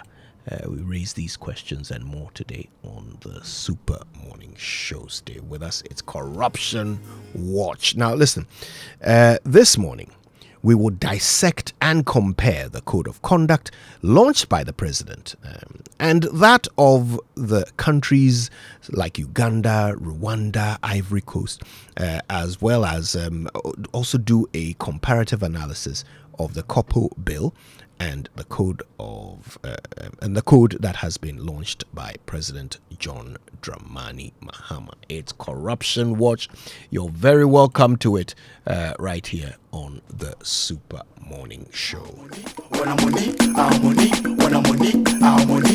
Now, Corruption Watch is sponsored by the European Union in collaboration with partners like Ghana Center for Democratic Development, CDD Ghana, Transparency International Ghana, formerly known as Ghana Integrity Initiative, Ghana Anti-Corruption Coalition, GACC, Africa Center for International Law and Accountability, ASILA, and of course, media platforms Joy FM and Adum FM. All right, now, as you already know, right here on Corruption Watch, we raise debates and thought-provoking conversations about pertinent governance topics. And today, we're going to feature the segment that we call Just Like Us. Now, this segment is what we use to conduct comparative analysis of practices in Ghana and other countries. And by this, we advance public policy advocacy and, of course, demand policy reform. So, this morning, we'll be joined by Ambassador Anna Bosman, formerly the ambassador to France, Portugal, and UNESCO. In addition, she is a former commissioner of the Commission on Human Rights and Administrative Justice, SHRAJ. We will also have Mr. Michael Bwedi, who is a fundraising manager at Transparency International Ghana, formerly Ghana Integrity Initiative. And then we will hear from Dr. Sarah Birete. She's executive director of the Center for Constitutional Governance in Uganda. She's going to join us via Zoom. Now, you may have heard the president has outdoored a code of conduct for ministers. Now, according to the code, for the avoidance of doubt, the term minister includes deputy ministers, presidential staffers, chief executive officers and their deputies, as well as officers of state and parastatal institutions, not forgetting members of the Council of State and other political appointees in the executive arm of government. Now, let's listen to what President Mahama actually said at the launch of this code. It happened on the 6th of May, 2025. Listen to this. In my 120-day social contract with the people of Ghana, I pledged to restore discipline, integrity, and accountability into our governance. Today, we're taking an important step towards fulfilling that promise with the official launch of the Code of Conduct for political appointees. This code represents a bold declaration of the standards we must uphold as servants of the public. It reflects our commitment to build a government that is ethical, responsive, and worthy of the people's trust. Let me be clear. This document is not a ceremonial one. It is a living and enforceable framework that outlines what is expected of every individual appointed under this administration. Why do we need a code of conduct? Because we must build a new political culture, one that is rooted in transparency, humility, and ethical leadership. Ghanaians deserve leaders who serve with honor and put the public interest ahead of their personal gain. This code is designed to guide our actions and decision-making and to make clear the consequences that will happen when we fall short. Any situation that creates a conflict between your personal interest and your official duties must be avoided or disclosed. We all know our cultural fondness for gifts, but we must now draw a clear line between appreciation and influence. Appointees are prohibited from accepting gifts or favors, especially from companies or individuals with interest in governmental decisions. If a gift is received during an official engagement and its estimated value exceeds 20,000 Ghana cedis, it must be declared. And upon leaving office, the gift must be surrendered unless expressly permitted to retain it by the president.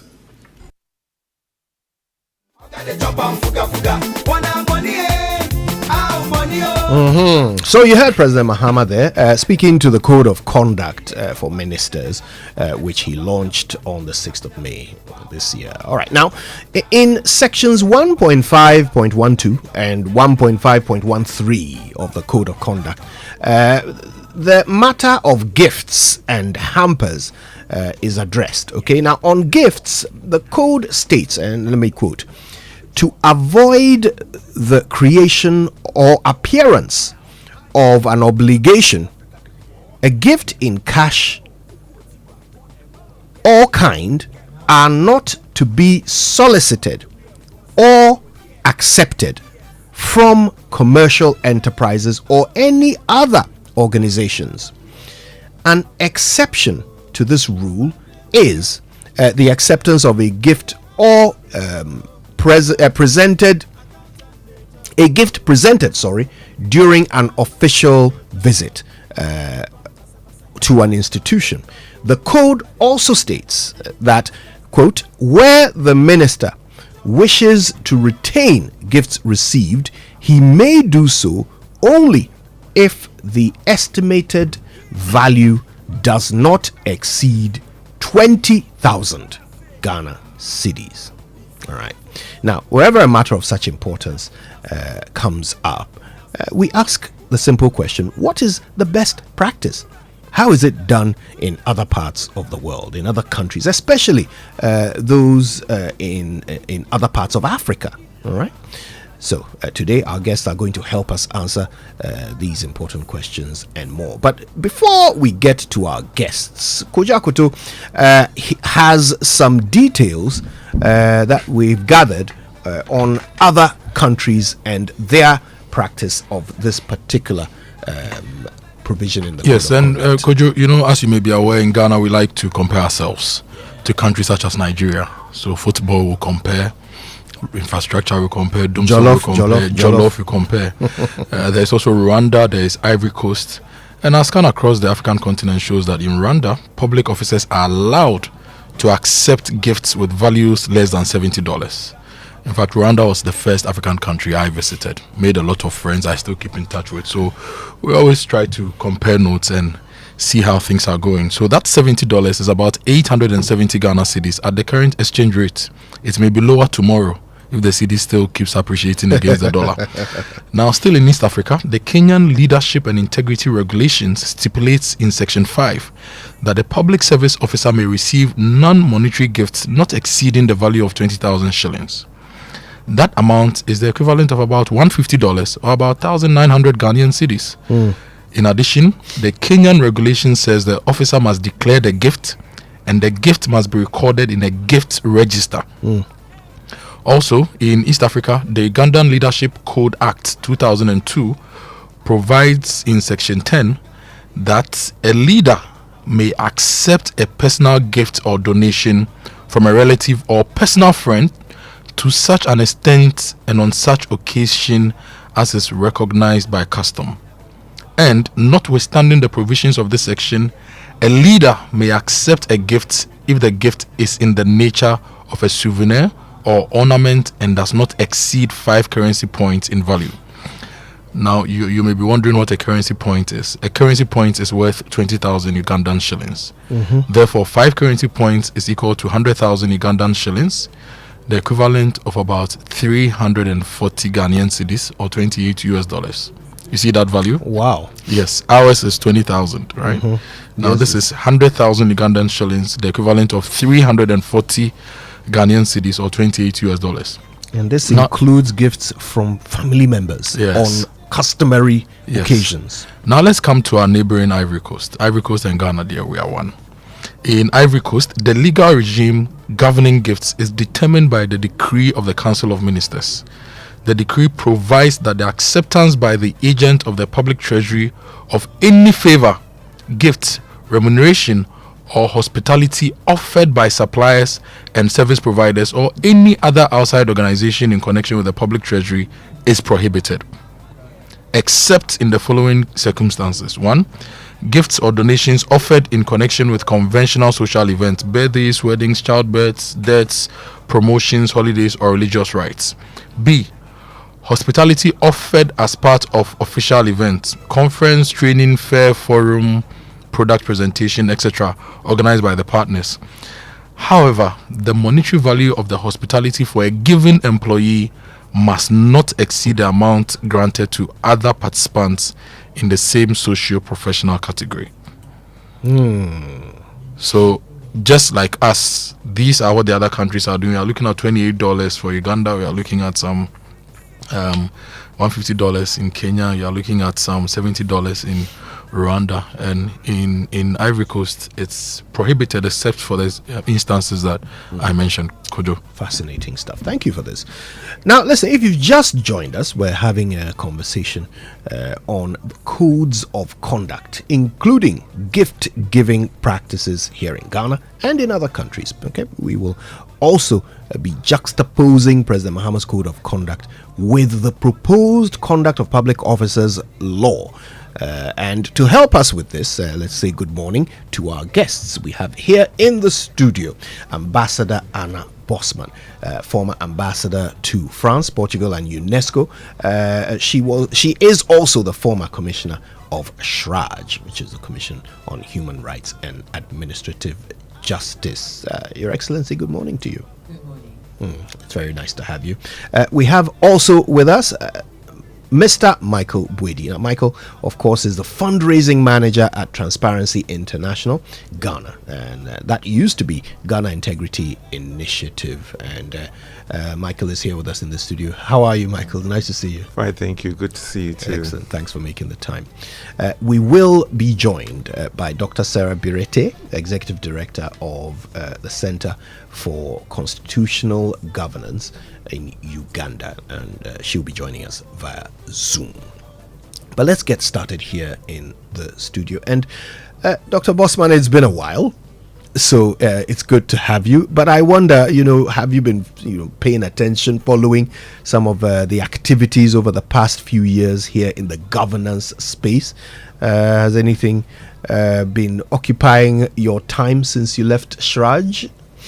Well, since I left SHRAJ, I was in the African Development Bank, also heading the Integrity and Anti-Corruption Department. And then, of course, after that, I went as an ambassador to France. Yeah. So, of course, my main preoccupation at those times were with the focus of what those institutions or what my role was. But yes, of course, I did of course keep a little bit of tabs on what was happening in Ghana. And what I can say that really caught my attention, which I think it's a positive development, is that it looked very much to me like the civil society organizations, the NGOs, media, were trying very hard to hold government accountable and to make them transparent. So we had a lot of things that were happening. It seemed to me that our population, or the populace, was becoming more and more savvy to governance issues, to anti-corruption issues, and they were also creating a voice. And so that was, for me, I think that was something that was very edifying. Well, it's good to know that at least in the eyes of someone of your background, it seems that we are making some progress when it comes to holding government to account. That is positive. All right, well, let's get to the matter at hand, the code of conduct. And I'll start with you, Michael. Tell us, first of all, what your assessment is of the section in the Code of Conduct that addresses the acceptance and declaration of gifts. Thank you very much, Kojo. Let me say that to do a fair assessment, it's important to premise the discussions on the principles that governs or regulates code of generally accepted principles. We're looking, and then here again, for the purpose of this discussion, I am looking at the principles as set out by Transparency International, and I guess it's also a fair principle because Transparency International is fairly known as an authority on the subject. So we look at the issues of clarity and specificity. This is important because when we are discussing the issues about gift, I would come back to it.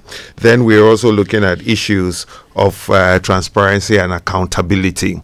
And then we look at the issues of training and capacity building relative to code of conduct. Now, the issue of clarity and specificity is important in the context of looking at the gift giving. And I say that if you take the provision or the section on gifting and you test it by the principles of clarity and specificity, you would see that the code has inherent weaknesses. On the introduction to that section talks about you not accepting the gift at all, whether it is a cash or in kind, you should not. But then it goes forward and say that if you may, who won't?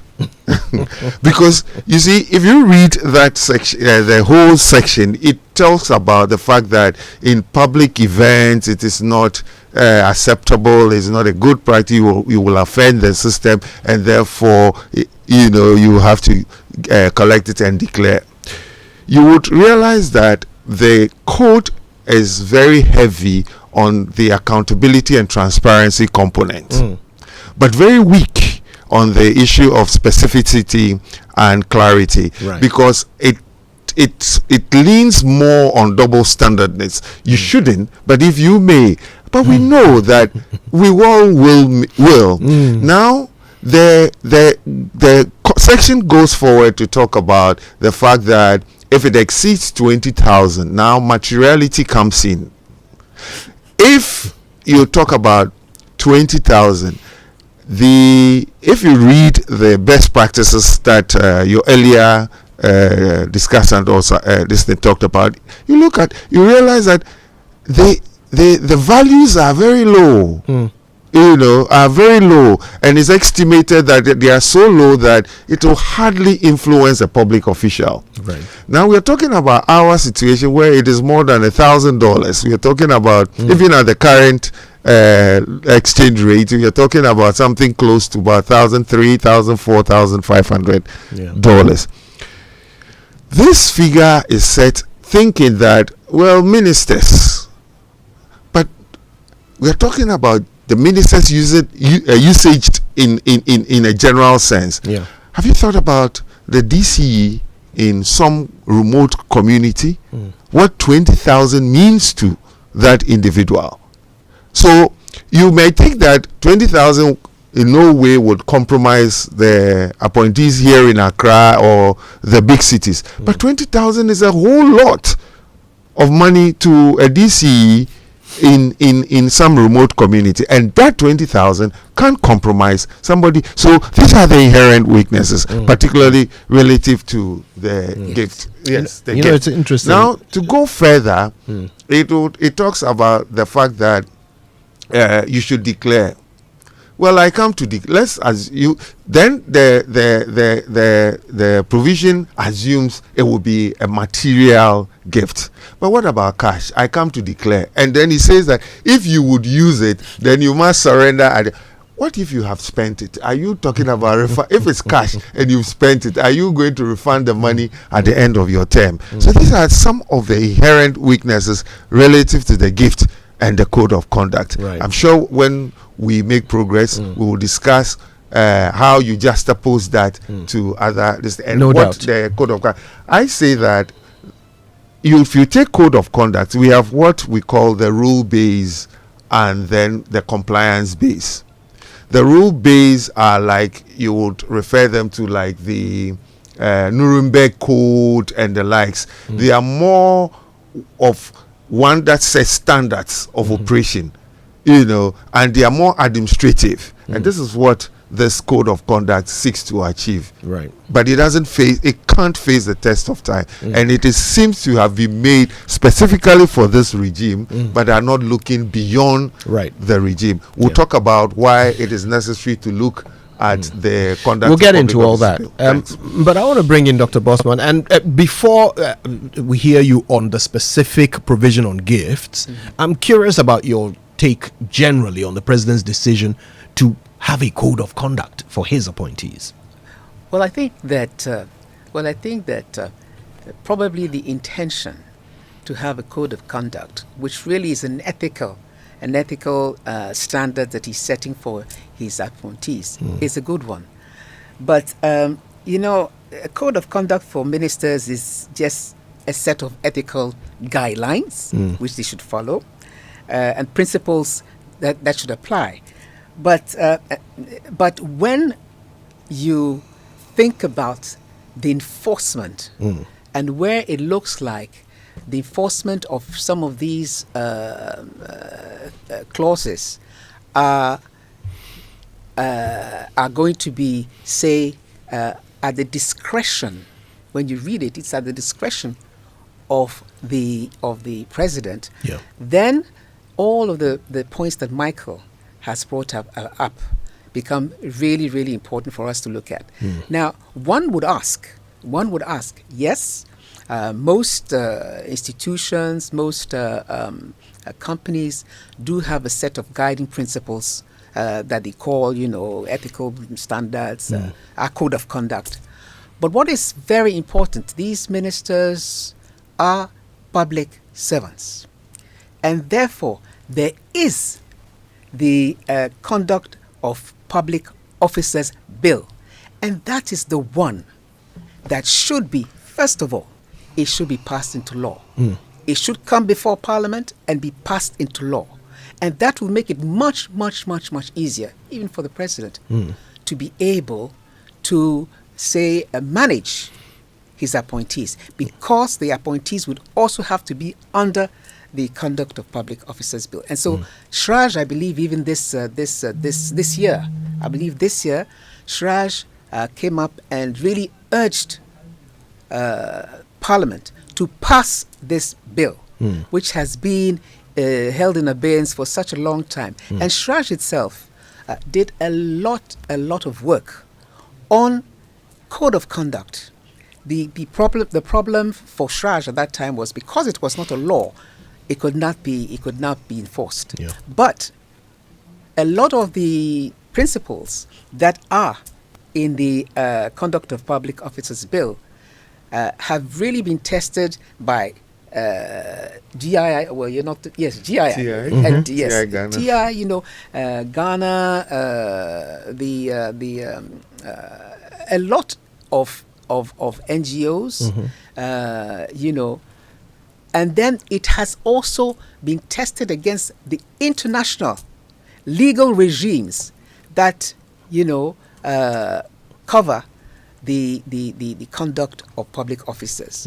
So I believe that is what should be done, because as Michael pointed out, there are inherent weaknesses. I'm saying that the intention was very good, and it is true that a number of things that the president has put there, his appointees must follow. What he wants to do really is make it, that that these appointees behave in a manner that will help the public respect them and see them as they are, and they should also be respecting the public. Right. Now, I think there are many who will agree with you that a bill would be superior to the simple code of conduct. But do you think that the code of conduct in and of itself will have any impact on the fight against corruption? Will it have some influence on the behavior of public officers and appointees? I think that it's limiting. I think that the code itself is limiting, and this is why we are pushing for the conduct of public officers bill to be passed into law, because the law brings out sanctions, it's enforceable. The code of conduct, as I said, and I repeat, intentions are good. There are certain things that are in there that I think is very important for political appointees, ministers and whatnot to follow. But it's also very important that when they fall short, that there should be some sanctioning. And if it's just administrative, etc., that is not enough. And that is why the bill must be passed into law. I really don't think that the code by itself is enough deterrence. All right. Michael, let's activate the international part of Transparency International for a minute and ask about your experiences of how other countries have tackled the issue of conduct of public officers, and how does the President's Code of Conduct compare to other similar provisions from other countries?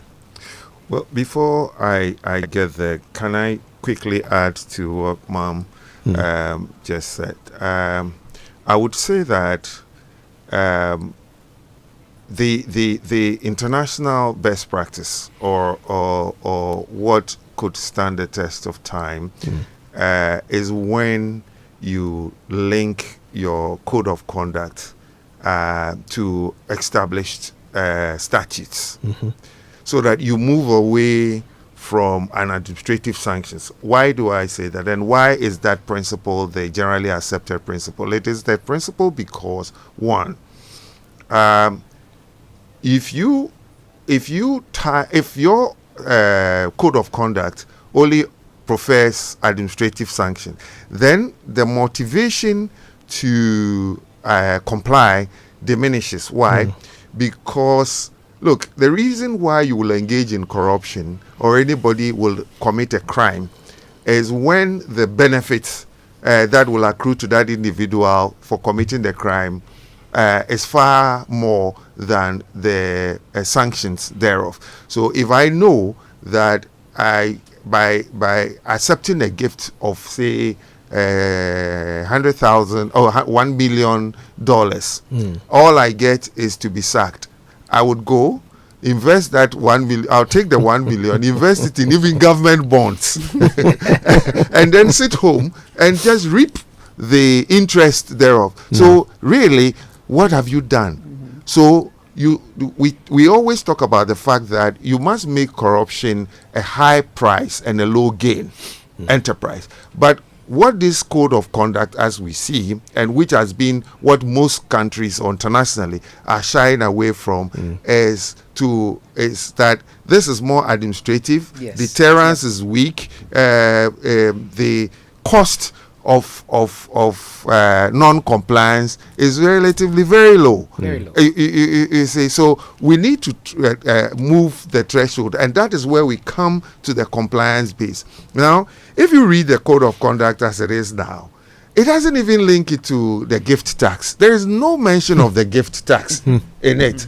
I mean, so if you must, which the code of conduct says, then the most noble thing is that you don't only declare, you go ahead and pay the requisite gift tax.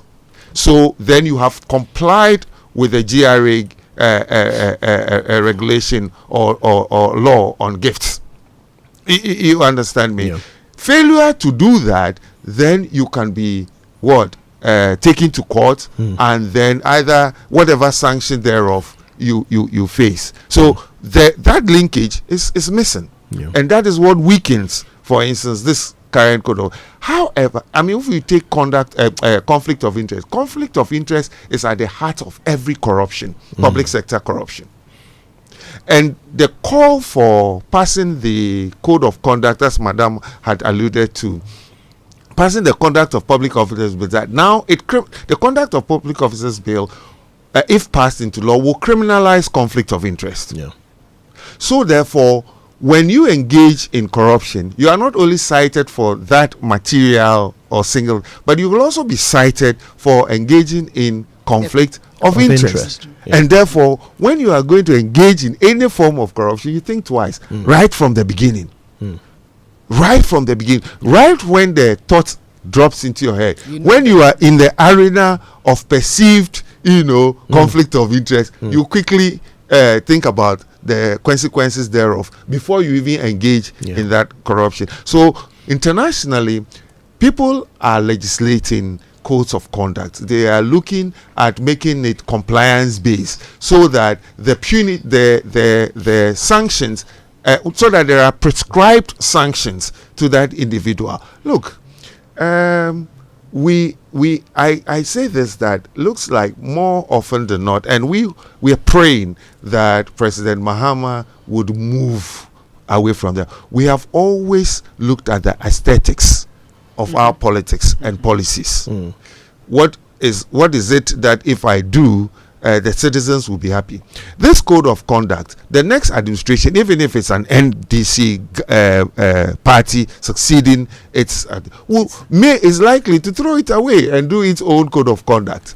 However, if we have a law, then no government will throw it away. The worst case scenario is it may be amended, but it will not be thrown away. So it is binding. So that is more generational thinking than to have one that is a regime thoughts. So that is the angle to which most civilized and most countries that want to build their national integrity systems on solid foundations are going. Right. Listen, if you just joined us, it's Corruption Watch. We're talking to Dr. Anna Bosman and Michael. Forgive me. Thank you for giving me a doctorate. I've been sharing free doctorates this morning. You are not the first recipient. I'm very sorry. I'll take it. My apologies. We've been talking to Anna Bosman and Michael Bwedi, and of course we're breaking down the President's Code of Conduct for public officers. Well, they call it for ministers, but it's supposed to apply to all government appointees. And we're breaking it down. We're learning what's good about it and what could be better.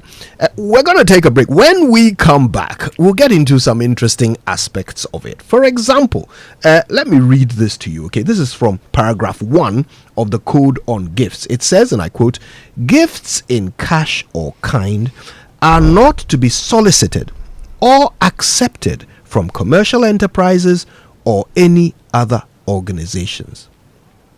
Well, what does this mean for the presidency announcing that a company donated 2 electric cars to the president and that he has put them in the presidential pool of vehicles?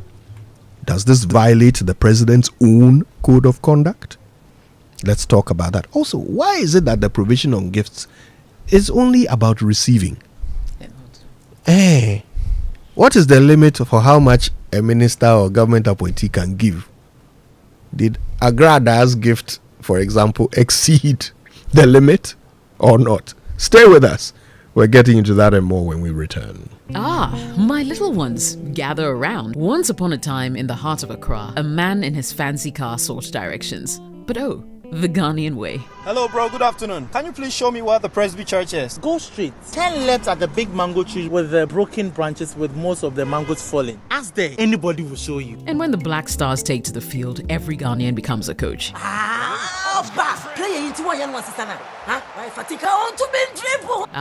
the sacred cue for our beloved Gobe. As you wait patiently, rehearsing the perfect vibes.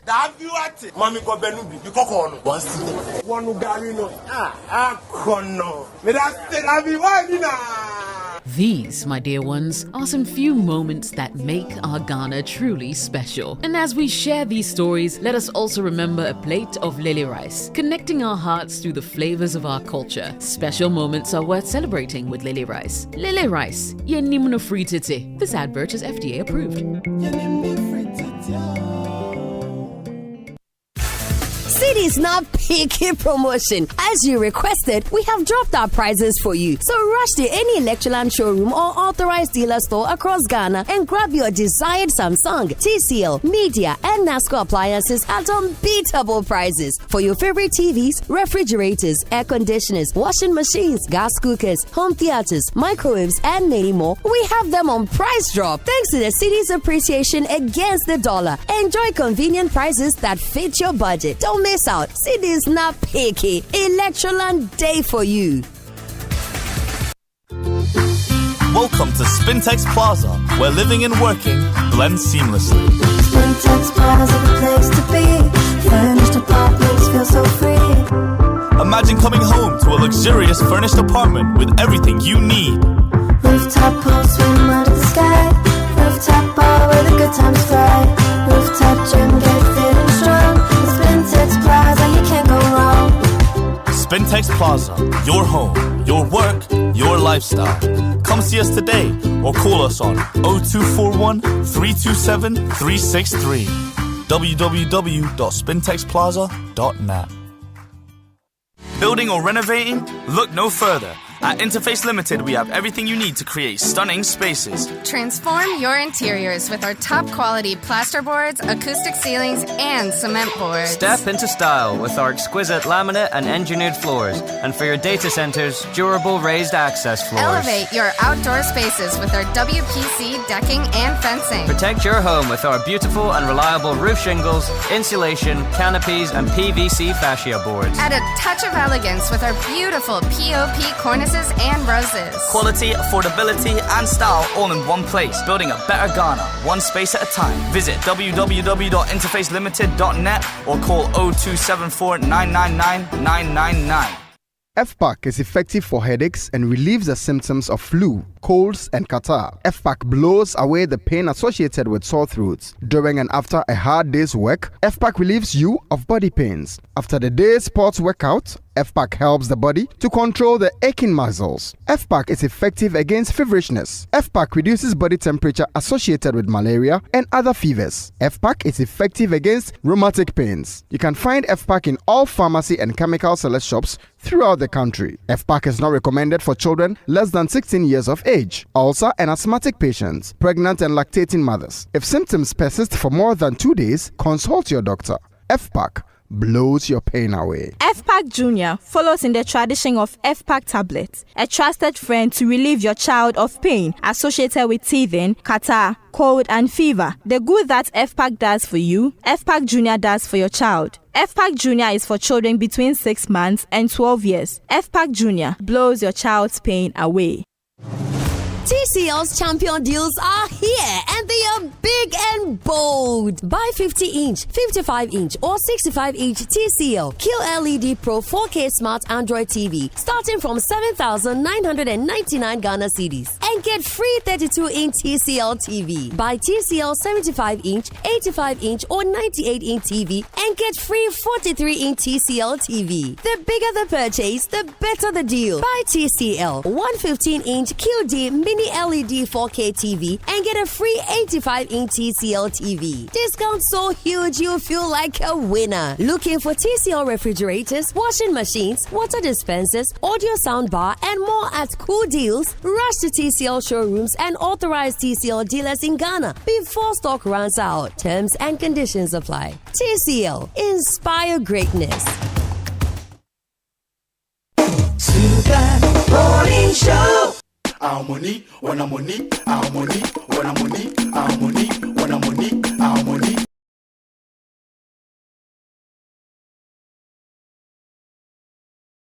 You couldn't hear me. I was talking to myself. You're welcome back. It's the Super Morning Show on Joy 99.7 FM. It's just about 9:15 and Corruption Watch is on. We're talking to our guest Anna Bossman and Michael Bwedi about the code of conduct that was introduced by the president for his appointees. And we're looking at it, seeing its strengths, its weaknesses, comparing it to similar provisions in other countries, and also putting it alongside the Conduct of Public Officers Bill, which has been on the drawing board for God knows how long.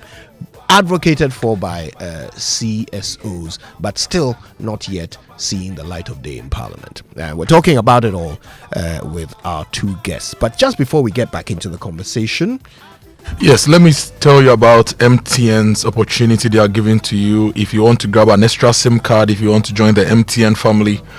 All MTN SIM cards are available for the incredible price of only 10 cedis. Yes, only 10 Ghana cedis. So head down to any MTN service center, Connect store, or your nearest authorized community shop to take advantage of this fantastic offer. Remember to purchase your new SIM card and get connected, and carry your Ghana card along so that you can register your new card. It's that simple. Don't buy your SIM anywhere else for more than 10 Ghana cedis. So what are you waiting for? Go get that SIM card today. And have you ever pictured yourself walking through the dazzling streets of Kuala Lumpur in Malaysia? Yeah, just seeing the Petronas Towers, those beautiful buildings, and there's a cocoa museum in Kuala Lumpur I visited. Imagine. The last time. Yeah. Very nice museum. I bet it mentions better Ghana. than some of ours. Now you want to shop at their night markets, you want to lounge on the sun-kissed beaches, then get ready to turn that dream into reality. Your superstation Joy 99.7 FM, in partnership with Adansi Travels, is making it possible. One lucky listener will win an all-expense paid trip and join Akofa to Asia in August. It's the Escape to Asia with Akofa promo. To be part of this promotion, you can call into ignition from the 19th to the 29th of May. So you have about 8 more days to sing any of the jingles that will be played randomly throughout the show. One winner will be selected each day for the next stage, and this is going to be so exciting and truly rewarding. So do that, but hold on, you must have a valid passport to be eligible for this promotion. Now that passports are being given out on a 24-hour economy, if you don't have a passport, go. No excuse. You get one. You have no excuse. Escape to Asia with Akofa. It's rewarding loyalty, so be a part of this. All right, now we all want a little more, right? A little more security when life gets unpredictable, a little more protection for our loved ones, because let's face it, more is always better. So let me put you on the Absa Assure account. The Absa Assure account is not just a banking product, it is a chance to have more than you expect. Now, with the Absa Assure account, you get domestic and commercial accident insurance cover, as well as hospitalization benefits, permanent disability benefits, death cover, and a bundle of essential banking services, all for a single fee. No multiple payments, just one fee for everything. You want more? Well, of course you do, because more is always better. So, if you indeed want more, just sign up with ABSA today. Your story matters, ABSA. Right, let's get back to our conversation with Ambassador Anna Bosman and Mr. Michael Bwedi. Of course, Ambassador Bosman used to run SHRAG, she used to be the commissioner, and Michael Bwedi is in charge of fundraising at Transparency International Ghana. We've talked a lot so far about the code of conduct that has been launched by President John Dramani Mahama. We've taken the thoughts of our two guests on the provisions in there. But before the break, I promise you that when we come back, we'll start delving into some of the detail. And Ambassador Bosman, if you don't mind, I'll start with you. And just before the break, I read that section of the code that says in paragraph 1 that gifts in cash or kind are not to be solicited or accepted from commercial enterprises or any other organizations. So the question now is, how do we situate that within the context of the presidency announcing that a company donated 2 cars to the president and that he has put them in the presidential pool? Well, first of all, I always come back to the Conduct of Public Officers Bill, because there's a section there which talks about the importance of checking. You have the duty to check your gifts that are going to be given to you. Now, in some institutions that I know, and some countries as well, what happens is that when a gift is going to be given to a head of state, or a gift is going to be given to a minister or to a higher ranking official, what it is it has to go through their ethics office, or they have somebody there, or protocol or something like that, which will now say whether or not they can take the gift. Okay, that's the first thing, and therefore they won't take it if there is a problem like that. If they think that there will be the perception that you're accepting the gift, and in return you're going to give something back to the gift giver. Now, yes, there are instances where perhaps you haven't gone through, let's say, your protocol or your ethics board. But what can be done in those matters is that, in the case, I don't know really the circumstances under which the president accepted this. I was not here and all that. I'm just coming to hear it now. But let's just take it that if you receive something like that, it would probably be much better in the eyes of the public if those things, or those, I think they were the cars, is it? Electric cars that were given to you, instead of putting it back into the presidential pool, then you donate those to some charitable institution, somewhere where they need it. That would make it, because as you know, all this is perception. But if you did something like that and gave it, it would actually reduce the perception that, oh, you are yourself benefiting. Yes, getting some advantage from that. I believe that is one of these things that you have to look at. We have to set up, if it's not done already, for example, in UNESCO, anytime we're going to give a gift, even if it's a gift from the government, even we have to first of all take it through. We have to take it through the protocol ethical office, which will tell us whether or not she can accept it. The director can accept it. If she can accept it, they in turn will also prepare a gift of that same value to give back to us. That's what it's done. Because yes, as Michael has pointed out, and as your other man has pointed out, the issues of conflict of interest, corruption, is always conflict of interest. So that is what we have to look at, and that is why we have to push for this bill to become law. You have the compliance, you have the enforcement, and you have the clear guidelines for all the public officers to adhere to. It's not only the ministers. It would have been a good thing, I think I said that before, if this law had come and that the president uses this law to now set out the ethical conduct for his minister or for his appointees, because then they'll refer back to the law. Any lacuna which would be in the code of conduct would be covered because the law has been passed. Right. Yeah, I see that. So it seems as if this is a bit backward, that we have the code before the law. Well, the thing is, as Michael has pointed out, this code lacks clarity in some parts of it. Okay, it lacks clarity. And you see, this is not just companies. We're not talking about companies, personnel in companies. We're talking about public servants. You see, for the public servants, the test is much higher than that of, let's say, companies. And therefore we have to. The code must be much stronger, much clearer in what it is it's trying to do. Right. And as we talked about, I think your man was talking about even the threshold. 20,000 is very high. When you look at what the law is saying, suddenly it goes against what the law is saying. Actually, the law doesn't make any provision. But what is clear is that something like 20,000. Somebody was talking to me the other day, and they said, "Oh, but 20,000. So every time I'll give something for 19,000 because I haven't reached the 20,000. So I'll keep doing that, and I would not be, it wouldn't be something that I'm doing wrong. I'm giving 18,000, 19,000. I'll come back. I give 19,000, 18,000. No, the law is very clear. I mean, the bill is very clear on matters such as these. Yeah, Michael, I want to hear you on this same issue of the 2 vehicle gifts.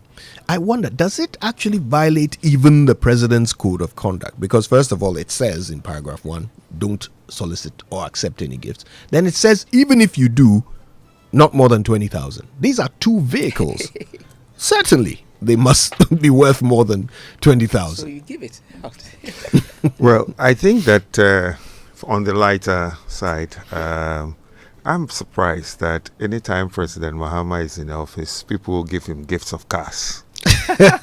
They don't like to see him walk. I mean, I'm surprised, but that's on the lighter side.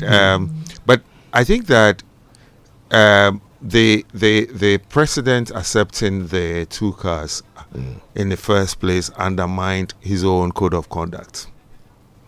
Right from the onset, he undermined his own principles and standards that he has set for his appointees. And like they always say, he who goes to equity must go with clean hands. You cannot on one breath be accepting gifts of cars and on another breath forbid your appointees from accepting anything of value beyond 20,000. Yeah. So that for me is a challenge. It's a difficulty that the president could have avoided. Then one would raise the issue, but I mean he gave it out, so it cannot compromise him or influence him in any way. What people should not forget is that there is a stretch in I think 2016, the Ford saga.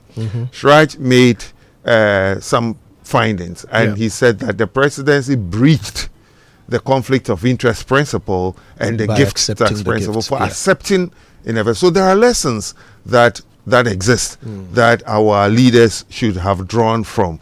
So that also in the second place says a whole lot against the president accepting the gift. But he could have also handled it well, like Madam said. The president could have said, well, I appreciate the gesture, but I want you to donate this to an institution of need. You know, the presidency has enough pool of cars that they don't need extra cars. What people don't know, or what we all take for granted, and I won't say that it's President Mahama or the government is an exception. We all do, and we are all guilty of that. We don't look beyond the immediate action. People give gifts, not necessarily to influence you, but also to gain some recognition and stature within society. I am close to the president. I have a friend. I mean, for such a person, if he jumps red lights and a policeman stops him, a policeman who may have seen that individual or that individual taking photos or presenting gifts to the president, immediately, immediately the policeman, shrinks because this is somebody who has influence, who has associations, who is the president's friend. We know what people do. Do you know who I am? They tout that, and immediately, public. So it may not necessarily influence the presidency, but we all know that we are living in a society where influence trickles down. It could influence other people who look up to the president or who work to the presidency. So in the face of it, it's like we can dismiss it. Well, the president gave it out, so he may not have directly benefited from it, but the perception. Because you see, all the issues about code of conduct, ethics, and this thing, one cardinal principle is that it is supposed to breed trust. It's supposed to elevate trust, which in Ghana is a very, or Ghana's public sector is a very expensive commodity. Now, if there is no clarity and certainty, the president is doing it anyway. Well, how be it, he gave it out. He gave it out because he has a lot of cars. Perhaps if he did not have cars, he may have retained it. So it's the presidential pool. Exactly. So exactly. So you are opening your own principle out to subjective interpretation of what you want to achieve. So to me, let me take it. Let me declare it and use it. 4 years is a whole lot of time for a car to depreciate. If after 4 years I give it out, I probably could buy a new car anyway. So let me just take it, declare it, use it. After 4 years, I give it out. Yeah.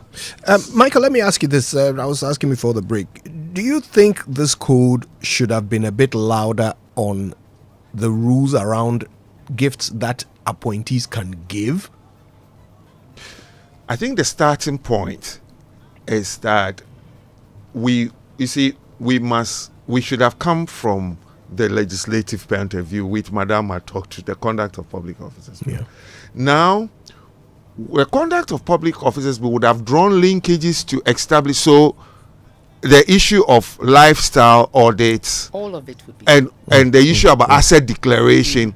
So now, you may not have an explicit code or explicit law that says that appointees cannot give gifts, but the gift you give out, does it commensurate with your income? Right. Some institution could be checking that.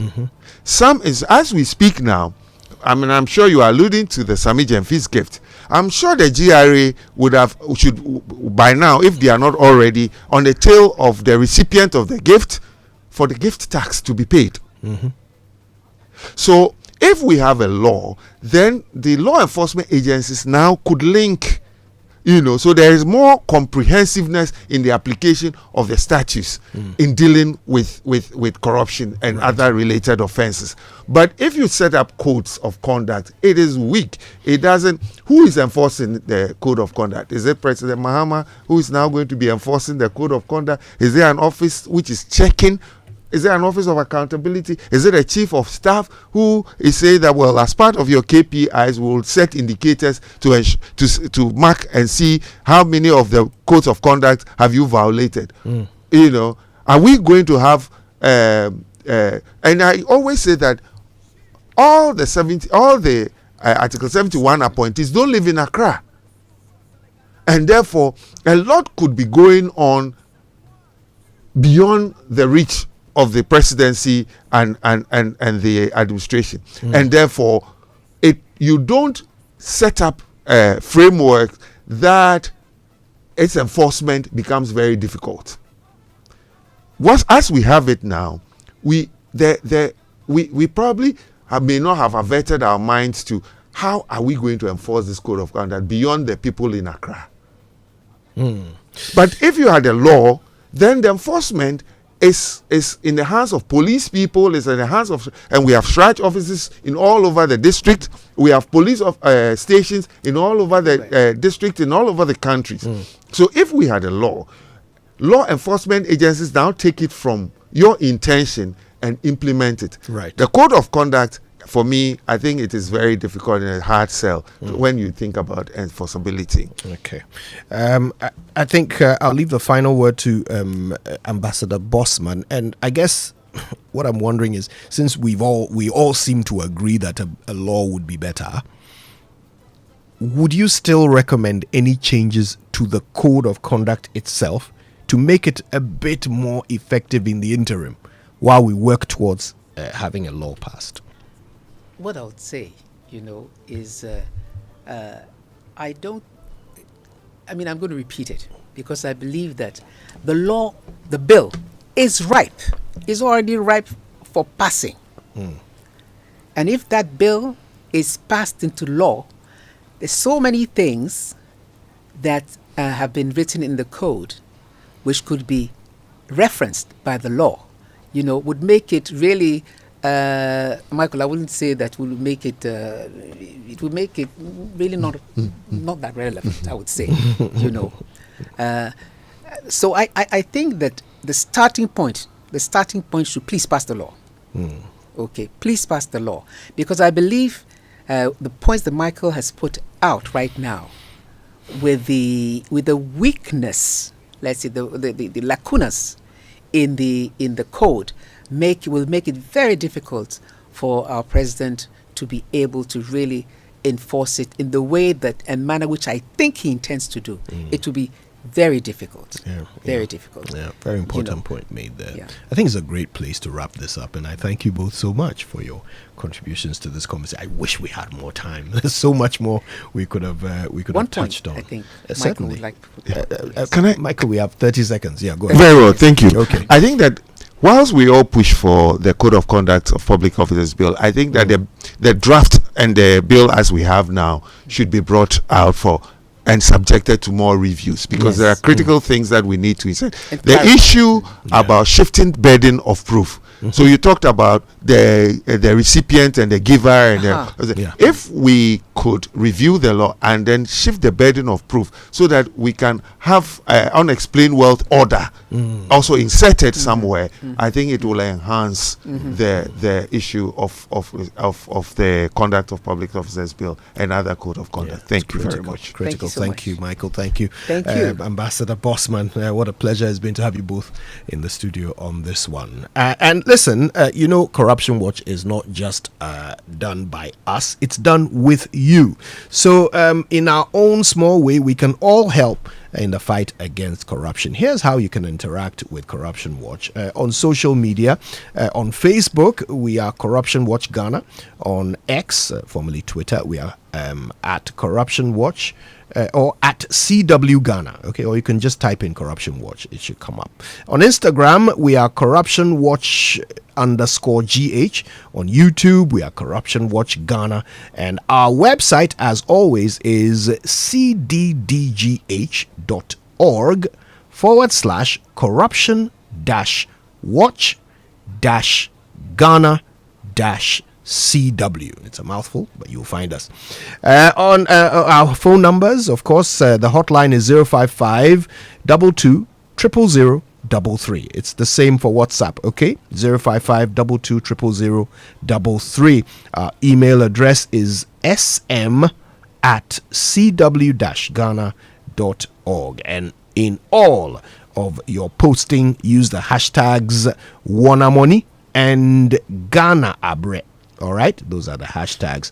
Corruption Watch is brought to you by Ghana Center for Democratic Development, CDD Ghana, Transparency International Ghana, formerly known as Ghana Integrity Initiative, Ghana Anti-Corruption Coalition, GACC, the Africa Center for International Law and Accountability, ASILA, and the media platforms, as always, are Joy FM and Adom FM. Corruption Watch is sponsored by the European Union.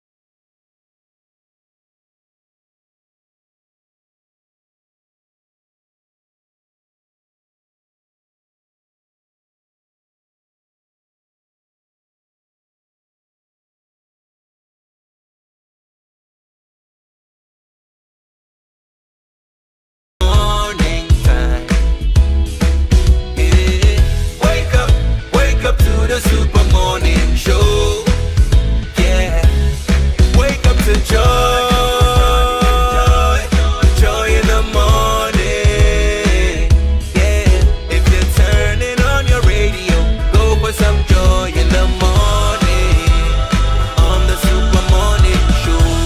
Welcome to the Joy Super Morning Show.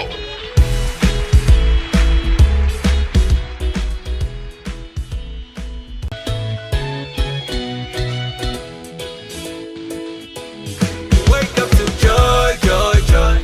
Sunshine and joy in the morning time. Yeah. Wake up to the Super Morning Show. Yeah. Wake up to joy.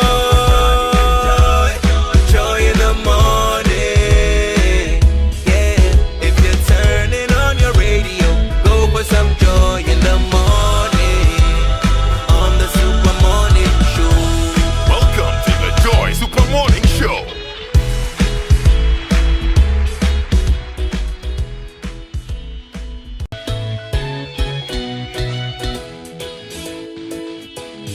Wake up to joy, joy, joy. Sunshine and joy in the morning time. Yeah. Wake up to the Super Morning Show. Yeah. Wake up to joy. Joy in the morning. Yeah. If you're turning on your radio, go for some joy in the morning on the Super Morning Show. Welcome to the Joy Super Morning Show.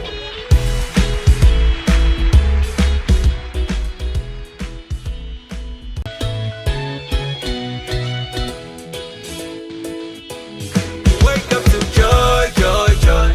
Sunshine and joy in the morning time. Yeah. Wake up to the Super Morning Show. Yeah. Wake up to joy.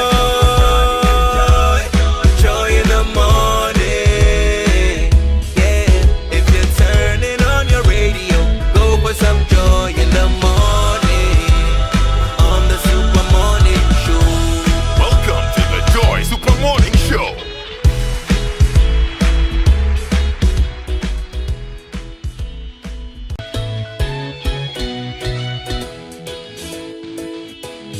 Wake up to joy, joy, joy. Sunshine and joy in the morning time. Yeah. Wake up to the Super Morning Show. Yeah. Wake up to joy. Joy in the morning. Yeah. If you're turning on your radio, go for some joy in the morning on the Super Morning Show. Welcome to the Joy Super Morning Show.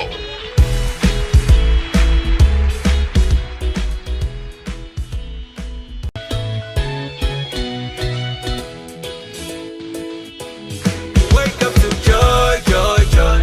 Sunshine and joy in the morning time. Yeah. Wake up to the Super Morning Show. Yeah. Wake up to joy. Joy in the morning. Yeah. If you're turning on your radio, go for some joy in the morning on the Super Morning Show. Welcome to the Joy Super Morning Show.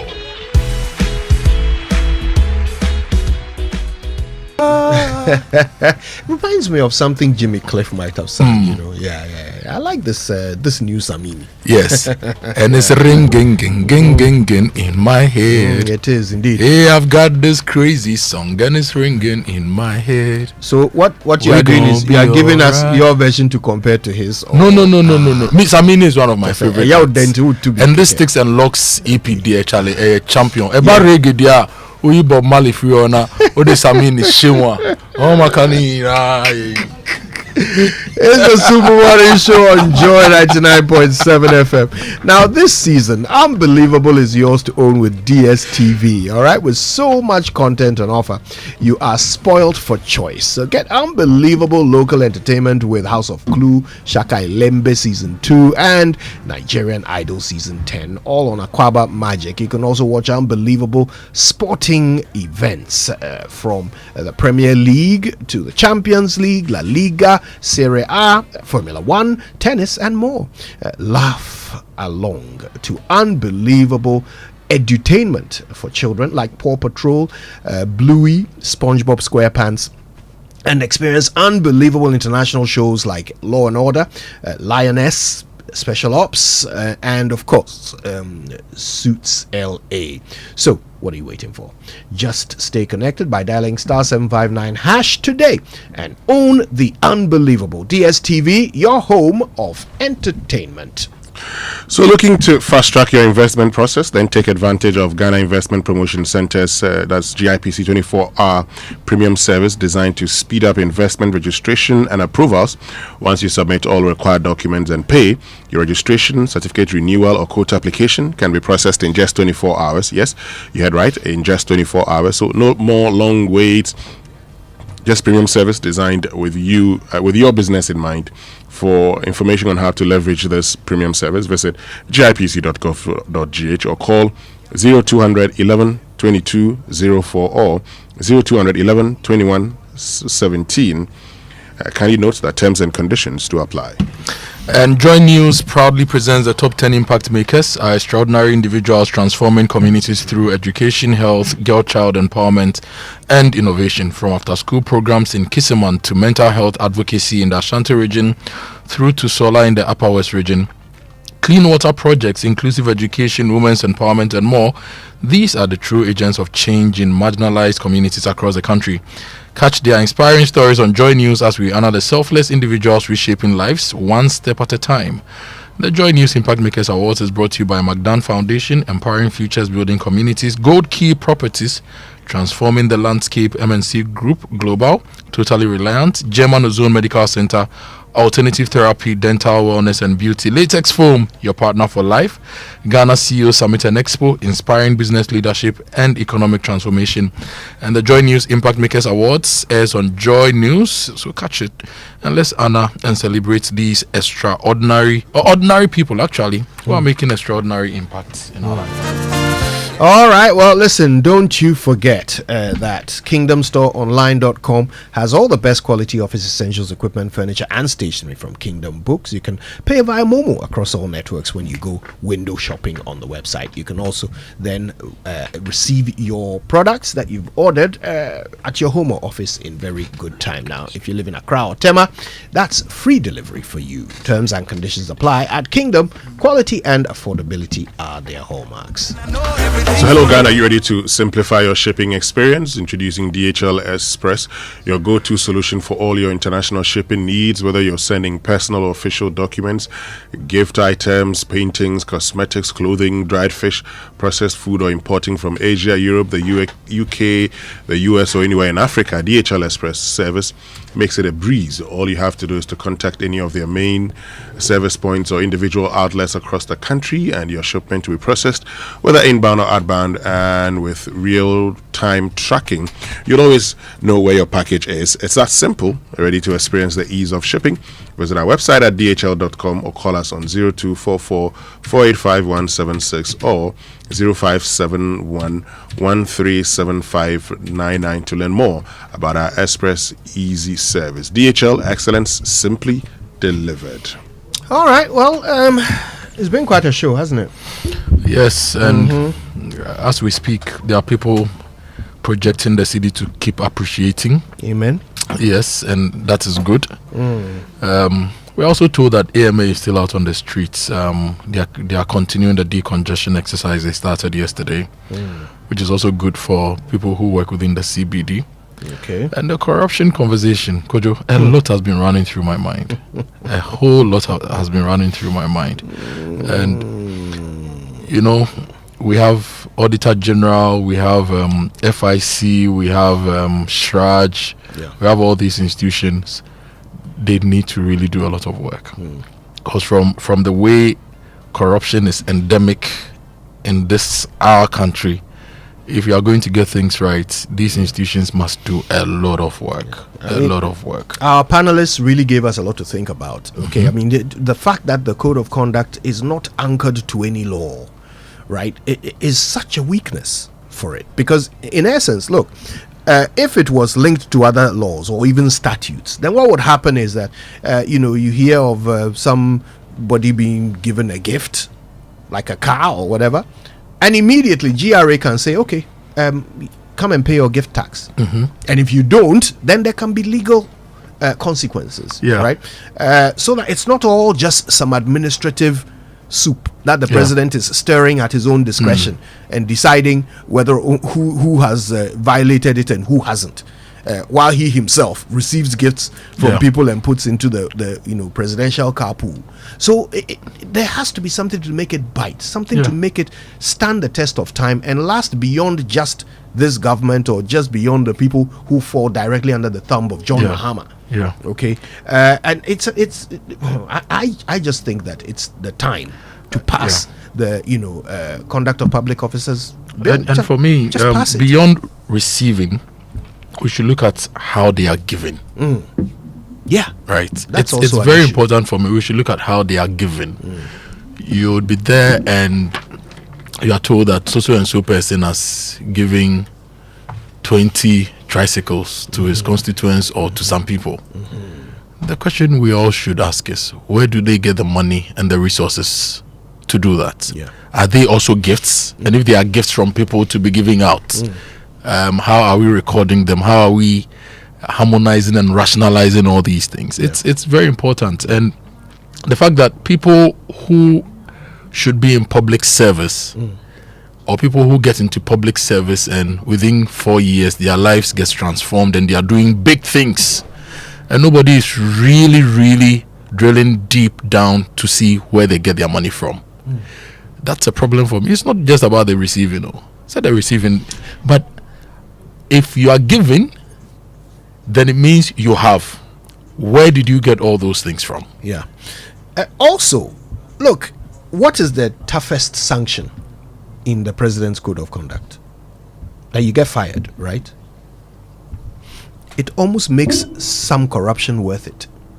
If all that I've actually not looked at the sanctions very well. The worst is that you get fired. You can be investigated post being fired. Well, that would be then that becomes subject to a second process. That investigation can either find you culpable or not, right? So the investigation in itself is not a sanction.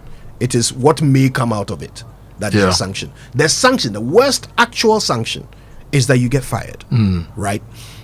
It makes it almost worth it for me, for a government appointee to commit certain levels of corruption. If I'm caught taking $10 million from some multinational, you are sacked, you are investigated, prosecuted, but I have $10 million. You're referred to the states. Hey, what are you talking about? But you got that money through illegal means. Where does it say so? We have other laws. Which law? Exactly. So let's talk about that.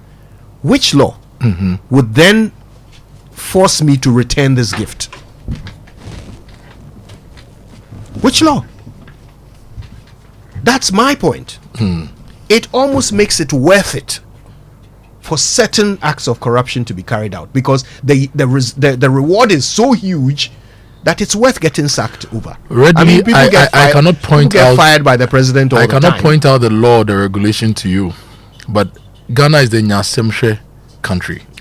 When the matter comes up, we'll pull the law. And we'll consult the lawyers. Is it not better to have clear laws that completely deter the action in the first place, rather than let's wait for the first bold person to test it and then see whether or not we can get him? They are the same laws that have been used in the past.